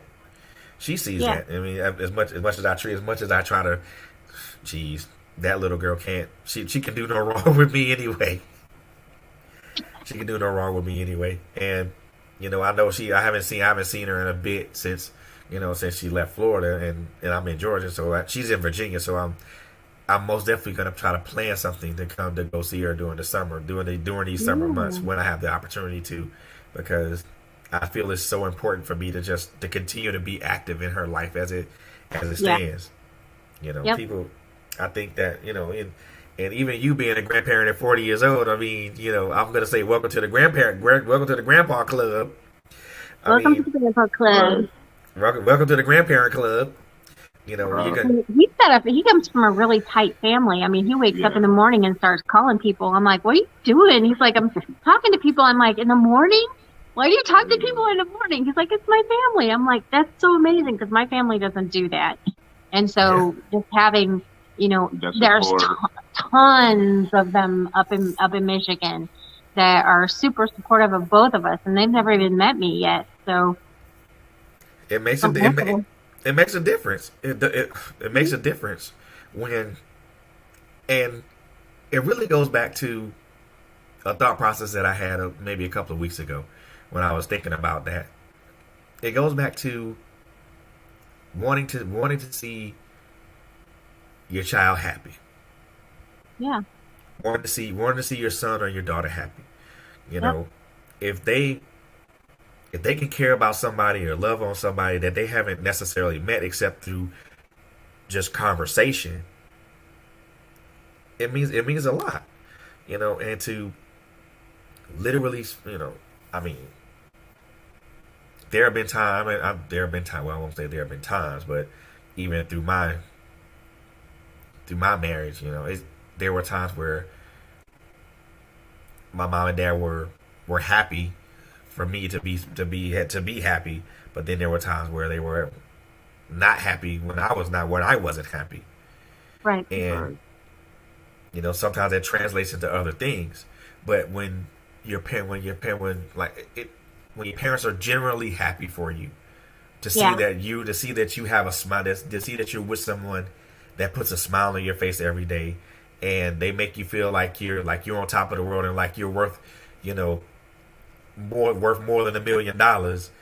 Yeah. It makes a difference. It makes a difference internally, and it shows externally. Yep. I can and I can imagine him calling his mom and dad and say, "Hey man, I'm with this beautiful lady, and she makes me feel good, and we communicate, we do all these things together." I mean, and I could probably I'm pretty sure it means the world for your mom and your dad to hear something like that. To hear the happiness in your voice, and to hear the joy in your voice when you mention her name, and like, I could probably see your mom. Oh, she's so happy. Yeah. Actually, both of his parents have passed. Oh, they feel it. But they're there. We know it. They're both there. They feel it. They are both there. That's cool. And then have your family members be like, "Oh man, he's happy. So let me just clap. Let me just be happy for him." Yeah. And that's the support that I like to give her as well. I like to give her the same support from a large base as well as I did. Right. And to rewind, when you was asking me how important it is for the support of me supporting her, to me it's very important because I have that same support structure. No matter whether I'm doing something for the first time or I'm doing something again, I still have that continuous support from my family and friends from all over. Now that, we're married and they see me happy and they see my support going towards her, their support is starting to, merge on to her. Like, when I have a whole new family. Right. So when the book came out, and I found out that she was the book was being published. I said, well, I support you, so I am going to buy 2 copies first before anyone else. There you go. So I did, and my sister, and family and friends in Michigan was like, hey, we want to buy a copy too, because they support me and they know I support her, so they support her as well. And that helps her, and it pushes her, and it motivates her, and it keeps her going to do the next thing, and the next, and not staying still on just one thing. So it helps that he's younger than me, but he's an old soul. And right now it's cracking me up because he's talking so slow. He's from Flint, Michigan. He does not talk slow. Yeah, so it's making me laugh right now because I'm just like... We get down, but it's more fast up in the north and down, down in the southern states, you guys slow it down for people. And look, sometimes I'm born and raised in Georgia, bro. So, I mean, for me, it has always been slow motion. Yeah, see, in Michigan, we're a lot faster. So it's like, right now I'm doing 40 in a 90 zone. This is true. Yeah, I mean, how much of an adjustment has it been for you, though? Since I've been here in Arkansas? Yeah. It's been a huge adjustment. Let me tell you, it's different. It's peaceful. It's very pleasurable, but it's different. The things I'm used to doing or used to seeing in Michigan is, it don't happen here. Right. I have to get used to. I have to get used to the whole environment change, the weather change, and I'm still wearing T-shirts under my regular shirts until March or April. Like my mom told me all the time, come June or July, you can take a T-shirt off. Until then, you can still catch a cold. And here I am, 40, still doing it. So. Old habits die hard, brother. Old habits die hard. Right. So it's different, but I like it here, though. I do. Yeah. We have a nice little cottage in the woods and with a fireplace, and we bought one of those blow up hot tubs, those inflatable ones that they have at Walmart. And we're like, I don't know if this is gonna work or not, but we put it up under our car. It sounds really like hillbilly, but we put it under our carport and hung up those little lights and stuff and put it on fake grass. Like the fake grass, and it works really good. And then we have like this projector. We pull the screen down and we watch movies outside while we're in the hot tub. It's awesome.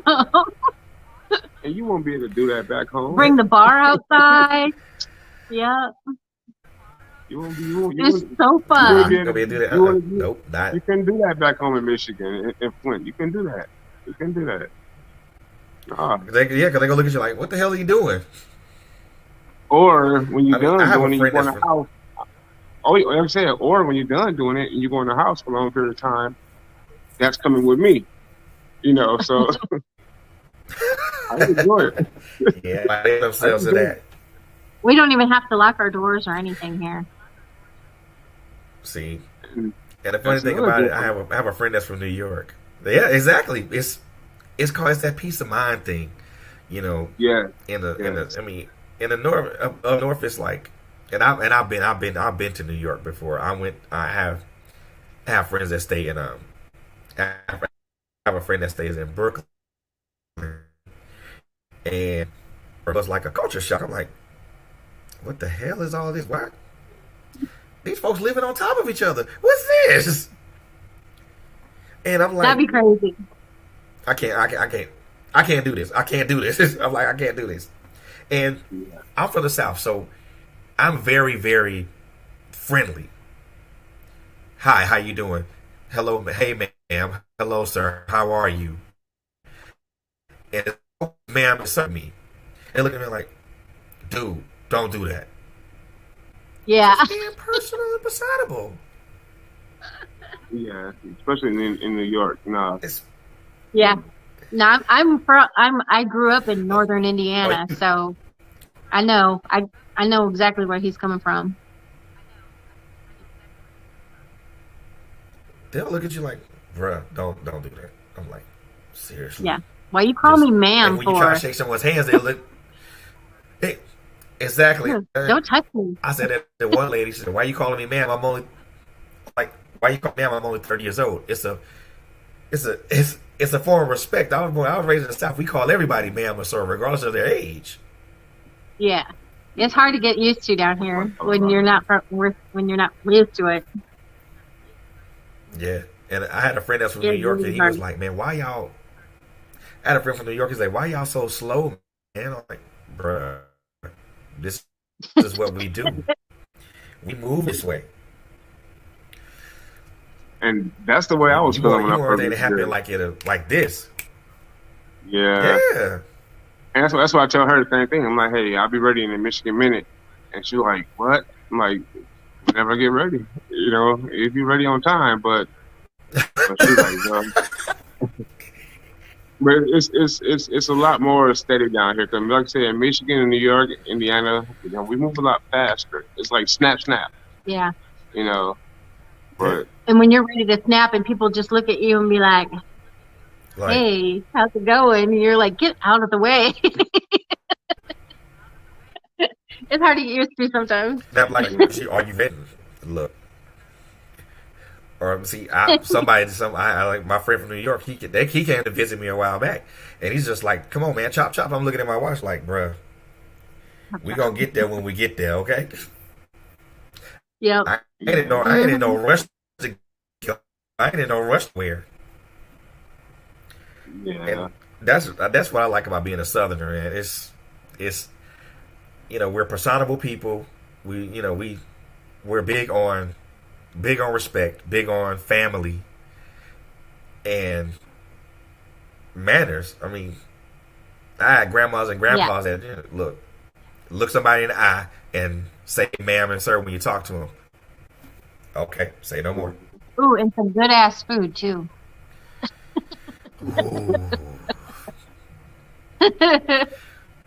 That's another thing. You're around in the South when you get. Fred, I never cooked. Like I didn't like to cook because my ex-husband was like so weird in the kitchen, and before this man came into my life, I decided, you know what, I'm gonna make myself into the type of woman that a man would want. I'm not gonna be such a badass because I had a big chip on my shoulder, and I'm gonna do some things, that change it up a little bit. And I learned how to cook, and I'm rocking it in the kitchen. I am rocking it. Cool.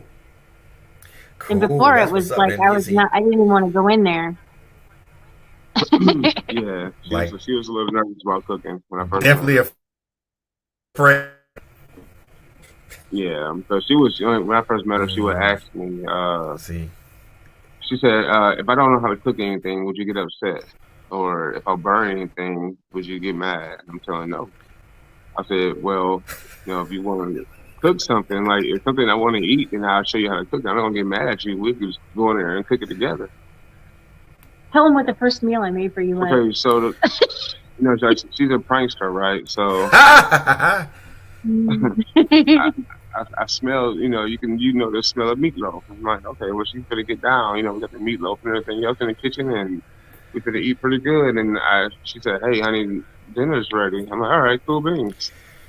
I get in the kitchen and I see a little meatloaf head. I'm saying, okay, because you pull the paper towel back, and it was a meatloaf shaped like a little person or a baby or something. Meatloaf shaped like the baby, and it had eyeballs and everything. Yeah. Oh my God! Like, dang. I'm like little arms. Yeah. And had a diaper. And I'm thinking she has like some kind of like secret fetish of cannibalism or something. I don't know. I just met you and you cooking meatloaf baby. How am I supposed to think about it? What I'm supposed to think? I told her, hey, do it. I told her, hey, listen, you keep your ass off of Pinterest. I said, no more. It was awesome. And then she just happened to have a hot dog nearby, and boop, there you go. It's a boy. I'm like, no, it's not a no. You know what? I'm bad. You know what? Just give me a ham sandwich or a peanut butter jelly sandwich. You should have seen the look on his face. It was He was horrified, but I thought it was hilarious. Yeah. Priceless. Yeah. Oh my God. Yeah, Is it too late to turn back? No, you're already in the house, bro. I know, man. I already put my toothbrush up. Yep. Toothbrush already in the bathroom. Yeah, you're pretty much in there. You can't turn back now, sir. He's probably like, this girl crazy. Yeah, but no, I love it because she's fun. And she's finally getting the chance to be who was hidden after so long. Just fun, energetic, loving person. She could be that person now. Exactly. Exactly. That's what I love. Some people say, oh, well, you and your wife, you're always playing jokes on each other. Well, then maybe you and your husband should try the same thing. It might work out for you. Right. So, people follow us on Facebook and everything else. And, she put a fake roach in my Brussels sprouts. And I didn't know that she was recording. So I'm eating. She's like, yeah, baby. She kept mentioning the Brussels sprouts. I'm like, yo, what's up with these Brussels sprouts? Because you keep talking about these Brussels sprouts. Did you cut one open and dump a load of salt in it so when I bite into it, it'll crunch? And I go to lift that one up and she's recording the whole time and go a fake roach. He about fell out of his chair. Oh my God. I almost stabbed the plate with my fork. And then there was the time when he spends a lot of time in the bathroom. Okay, this must be a man thing, but It's gotta be. He is in the bathroom forever. And when he came out of the bathroom, I had the whole hallway filled up with all the furniture that I could possibly lift and carry and put in the hallway, so that he had to climb over all the furniture to get through the hallway to get out. I said she got a lot of jokes. Yeah, I'm funny. I told you I was funny. And then, like, one of the best ones was, I was just got for work. She made a cheeseburger. I mean, a homemade hamburger. One that with the juice run down the side of your arm. Yeah, they're the best kind. They're the best kind, bro. And she's sitting on the couch. She just eating and she just giggling and snickling. And I'm like, well, what's so funny? And I was like, all right, whatever. Watching the show, whatever. Not knowing the whole time she was waiting on me. Now, this burger was looking beautiful. It was perfect. It was brightly colored. Everything on there was just textbook, right? So I go to take a bite. I couldn't bite through the cheese. So I'm like, yo, what's wrong with the cheese? Is it bad or is it stale? I'm gnawing at the cheese like a little rat on concrete. I'm gnawing at the cheese, my man. She just sitting there just looking at me. I'm like, well, I can't bite this cheese. And I pulled the cheese out of the burger and she left the wrapper on it. Oh my God. I said, you know what? I said, this is the best and the most fun relationship now made I've ever been in. And I can honestly say that this is. What's your only marriage you've ever been in? Yeah, I just said that. It's the only marriage I've ever been in, but it's my last. But this is one of the best encounters I've been in. A cheeseburger with a wrapper still on it. Yeah, it hurt my feelings. It would have hurt mine too. This cheeseburger, it looks so good. I'm about to tear this thing up and. Man, I'm hungry now. I was hungry. I just got from work, And then with the whole roach thing, I deliver dermal medical equipment, and I go to people's homes and I pick up this medical equipment, I drop it off, and a lot of homes may not have roaches. And to find one in my Brussels sprouts, I thought I brought some home with me, and I was mad. Like, wait a minute, did I have an extra passenger in my truck or something? Right. Lord, but it's fun. He'd be all right. No choice at this particular point, right? Nah, I already lost my receipt. Yeah, exactly. No returns, no exchanges, none of that. 30 days.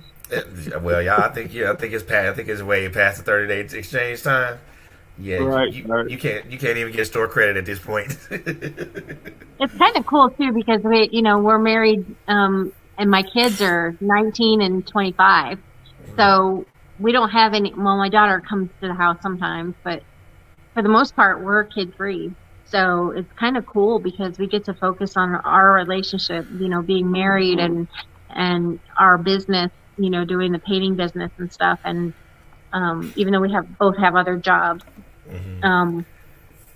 we do get to focus a lot on having fun. COVID kind of put a crimp in our first year of marriage. Right. But so we didn't really get to go out and do a lot of things. But we've already taken a trip to Colorado. Going to go back again pretty soon. Ooh. And that's one of my favorite places, my heart place. Colorado, always nice to be there. It's just that you find it hard to breathe because the air's so thin. I lived there for 19 years. See, I went there one time for junior college. Said I would never go back because I couldn't breathe.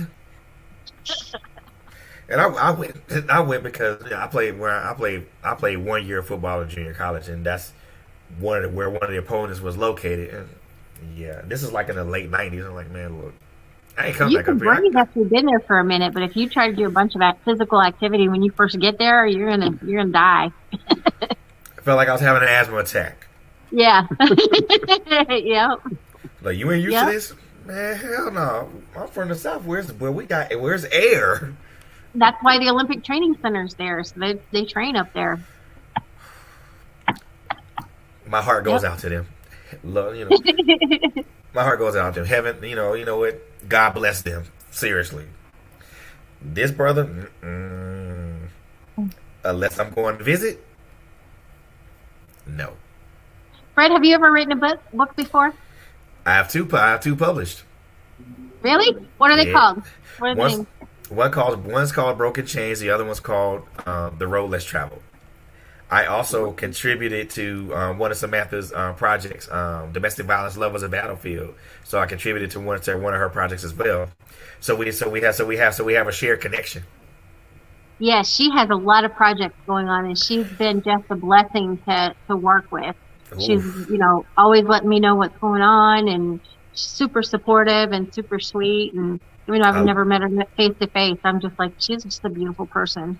I love her to death, man. I do. I mean, well, not to death. I love her to life, man. She's been like supportive of me being a writer, period. But then also giving people like you and other people the chance to be published authors and put a story that has some meaning, that has palatable meaning. Yes. It's and I tell her anytime you want me to help out on a project, I got you. You don't even have to ask me. I got you. So and I think our connection started like several years prior when I interviewed her, like on a platform that I was on prior to this, and we had that connection. And then when she approached me and asked me about doing something about domestic violence, I jumped on it. I literally jumped on it. I said when she asked, I said, say no more. I'm in. You ain't gotta say nothing else. I'm in. Here we are, like, a couple of years, maybe like almost maybe 2 years after that book is released, and the bonds that I had with those other three people is so amazing, because to hear their stories, and it really just kind of but put a lot of things in perspective for me, but it also made me realize that I ain't the only one. There are other people that are just like me or similar to me who haven't had similar situations, but and the pathways to their healing and their freedom wasn't always the same, but we have a shared experience. Exactly. I'm gonna have to read that. Hey, by all means, check them out. I mean, because I actually do plan on grabbing a copy of your book, seriously, because awesome. I most definitely want to read that. And like I said, this platform is to support authors and whoever, and independent artists and anything, regardless of the genre. I mean, to have someone like you on the show, you and your husband to come on the show to talk about your journey, talk about your painting, your journey from one point in your life to where you are now, to where things are in a happy space, You still have your your struggles every once in a while, but you're still in that happy place. And to hear about to talk about that and hear about that, it first and foremost, it brings so much joy to my heart to to hear that, out of all the stories that that don't have happy endings, your story has a happy ending, and and that happy ending continues to be happy, and it's not necessarily ending; it's really a happy beginning. Right, exactly. That's how I feel. I feel like it's like a happy journey now. Finally get to a point where I got somebody that got my back. I got somebody I can trust now. Exactly, and it's so important to have someone that the one and I mention this all the time when I talk about support systems. Whether it's a spouse, whether it's a friend, whether it's a relative, it's important to have those support systems around you. And I always say that not only do they walk behind you, they also walk in front of you. They walk to the left and they walk to the right of you, because these are the people that's going to always surround you on all four sides.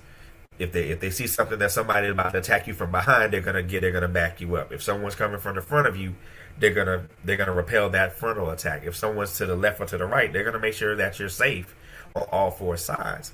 And it's so important to have those people align with you and walk with you, and well, in some cases, carry you.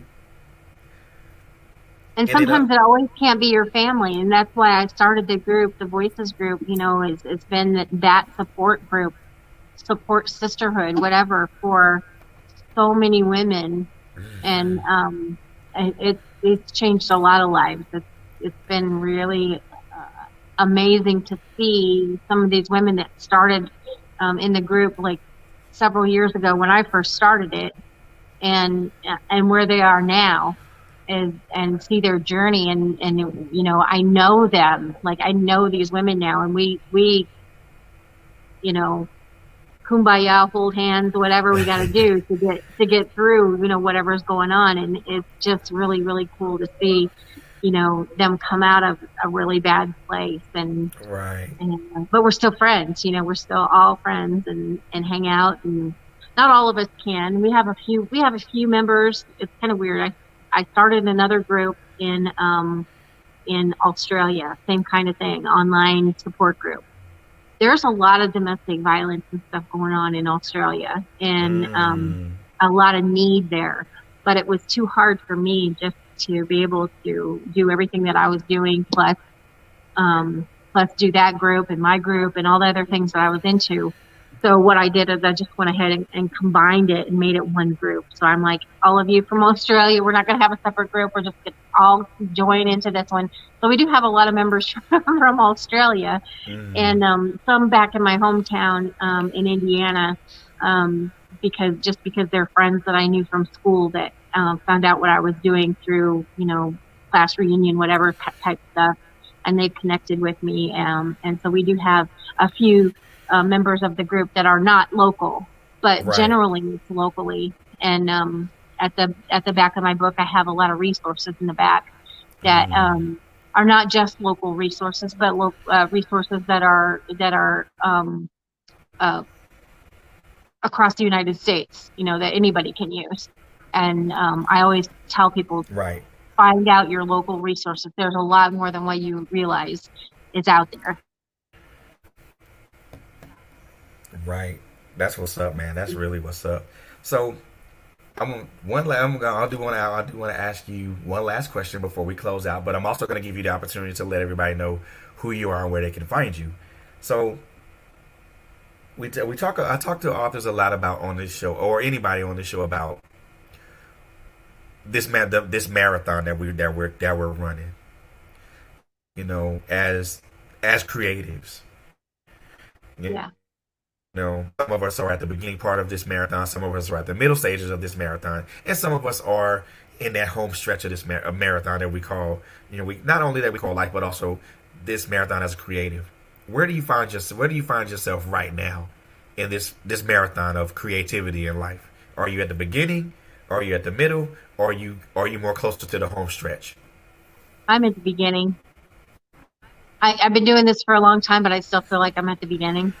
Maybe that's just because I'm a young soul, but I just feel like there's so much more that can be done. I may never ever get to do all of it that I want to do, but I always feel like there's always something new, something different, something positive, something fun, and exciting to do, and things are always changing.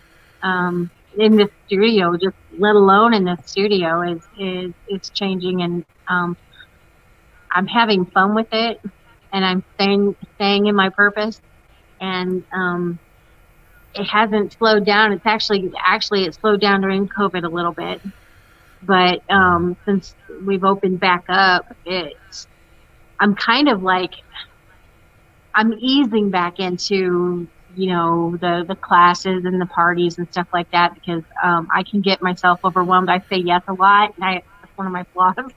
I say yes to everything, and then I wear myself out.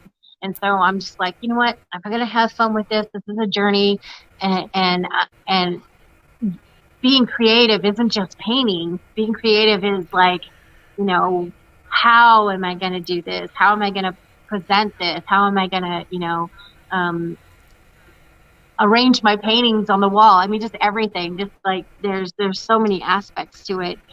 Who else am I going to meet? There's different places where I can get my art put into different galleries or something like that. I mean, there's just so much that I'm learning about, and it's for me, it's always beginning.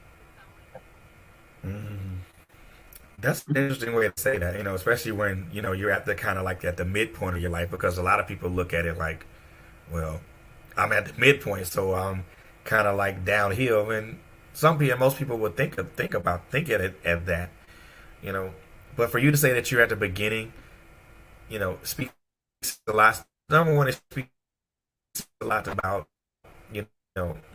you being an old soul, but a young soul. Yeah. And because you want to make sure there's so much for you to do, you've got a book published, everything in your art studios begin to pick up and things of that nature. So, and then also you're just really just coming into your stride.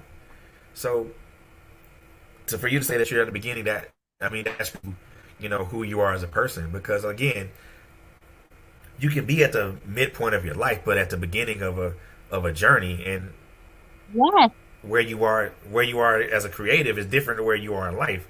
You can be at the home stretch of life, but at the beginning of a journey, beginning of a marathon as a creative.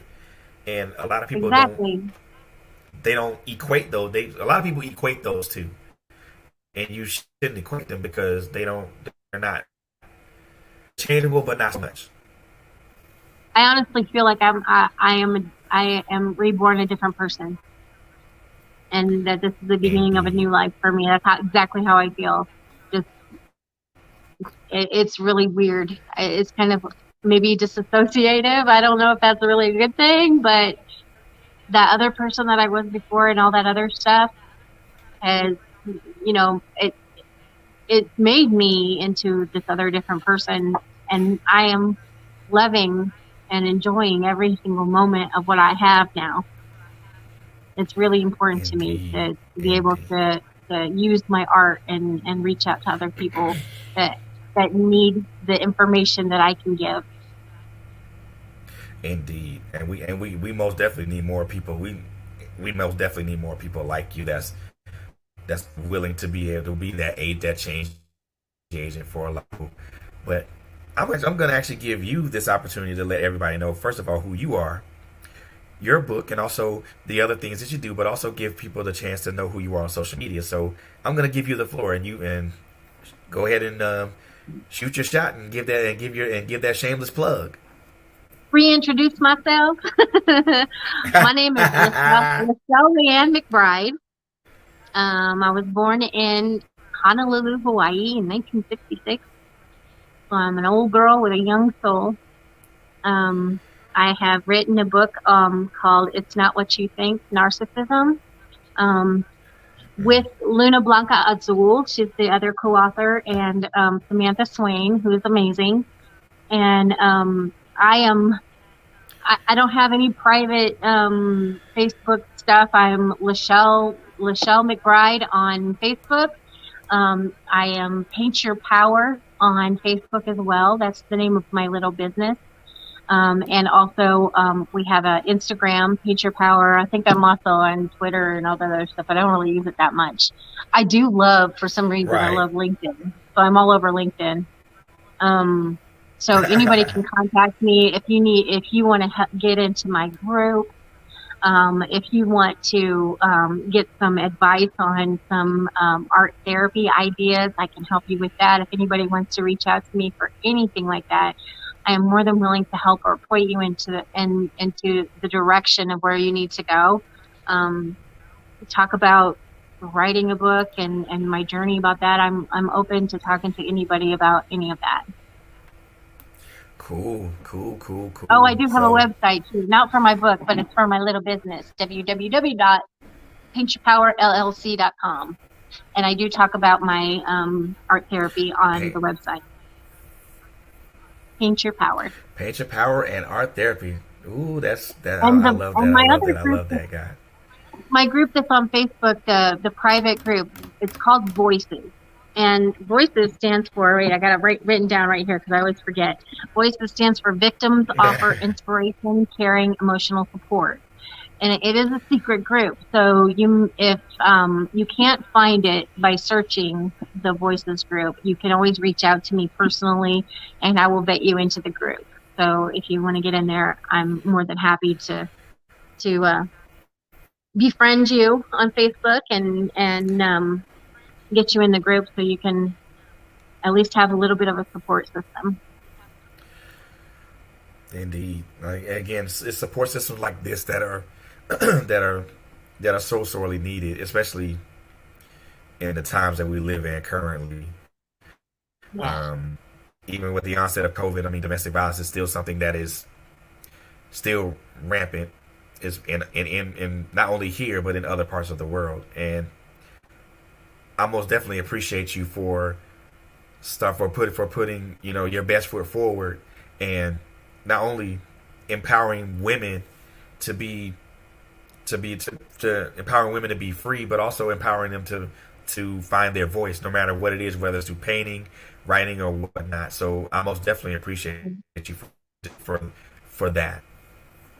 One last thing I wanted to say is that I talk about it in my book as well, but I did end up suing my abuser, a civil suit, under the tort of outrage, and I won.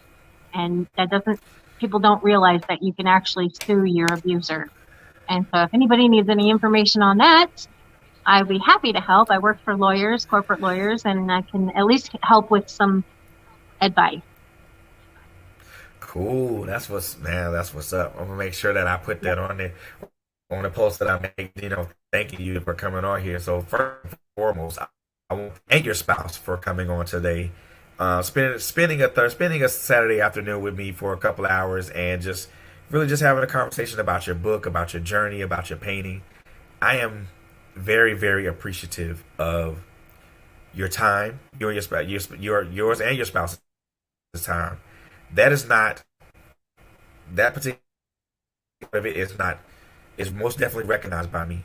So I really do appreciate your time, because I know you guys could have been doing something different, but you took the time to hang out with me, and I am very grateful. Well, we love you, Fred. We really appreciate you having us on, and the way you're doing is amazing. We'll have to come see you sometime.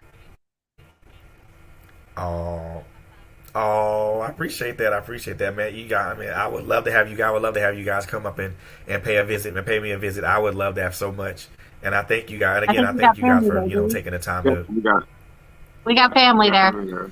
Cool. Yeah, Atlanta. Oh yeah, all over actually. Yeah. Yep. Well, if you ever need anything, just let me know, okay? Gotcha. I got you. Ladies and gentlemen, boys and girls, I want to introduce to some and then reintroduce to to more people my friend, Miss Lyshell ReAnn McBride. She is an author. She is a painter. She is an advocate for domestic violence, and she's a change agent for empowering women to find their voice, whether it's through art, whether it's through reading, through writing, or whatnot. But she wants to make sure that every person, every lady, every woman who's been in an abusive relationship find their voice. And as we close out today's show, I want to leave everyone that's viewing with this. The philosopher Lao Tzu said this one thing best: the journey of 1,000 miles begins with one step. However, we as human beings are very reluctant to take that step because of where we think that journey will take us, or where we think that journey will not take us. The importance of taking that first step is there's an importance of taking that first step. The reason that we take that first step in this journey is, number one, healing in our pain, in our experiences. Number two, to find our path forward. And number three, to find out where we belong, and to be a change agent and a help to those who need it the most. If you take your first step, you're able to find all three of those things. And in taking that first step, you have to trust the process ahead. Trusting the process ahead and taking that first step is not only the first step in finding healing, but it's the first step in being a change agent and finding out who you are. I want to thank everyone for tuning in and watching today. I also want to especially thank my special guest today. She is an awesome person, and most definitely will be welcome back here at any time she wants to come back. All she has to do is let me know, and when I got you. And I just want to and before we close out today's show, I want to remind everybody to continue to follow us on Facebook at TrailBlazerz Radio, on YouTube at TrailBlazerz Radio, and also Instagram at TrailBlazerz. Next week there's going to be some great shows that'll be coming up with the show that I have on Friday with gospel artist Miss Lonnie Crawford. She'll be in the building. We're going to have a nice conversation. And also my audio podcast, Unpopular Opinion, is debuted on the 1st of June. Check that out on Spotify and on Anchor. And that's pretty much it for today. I want to wish everybody a great Saturday. And the last things that I want to mention to everybody is to, number one, take care of each other. Number two, love on each other. And number three, stay safe. Thank you all for tuning in, and I wish you all a very great afternoon.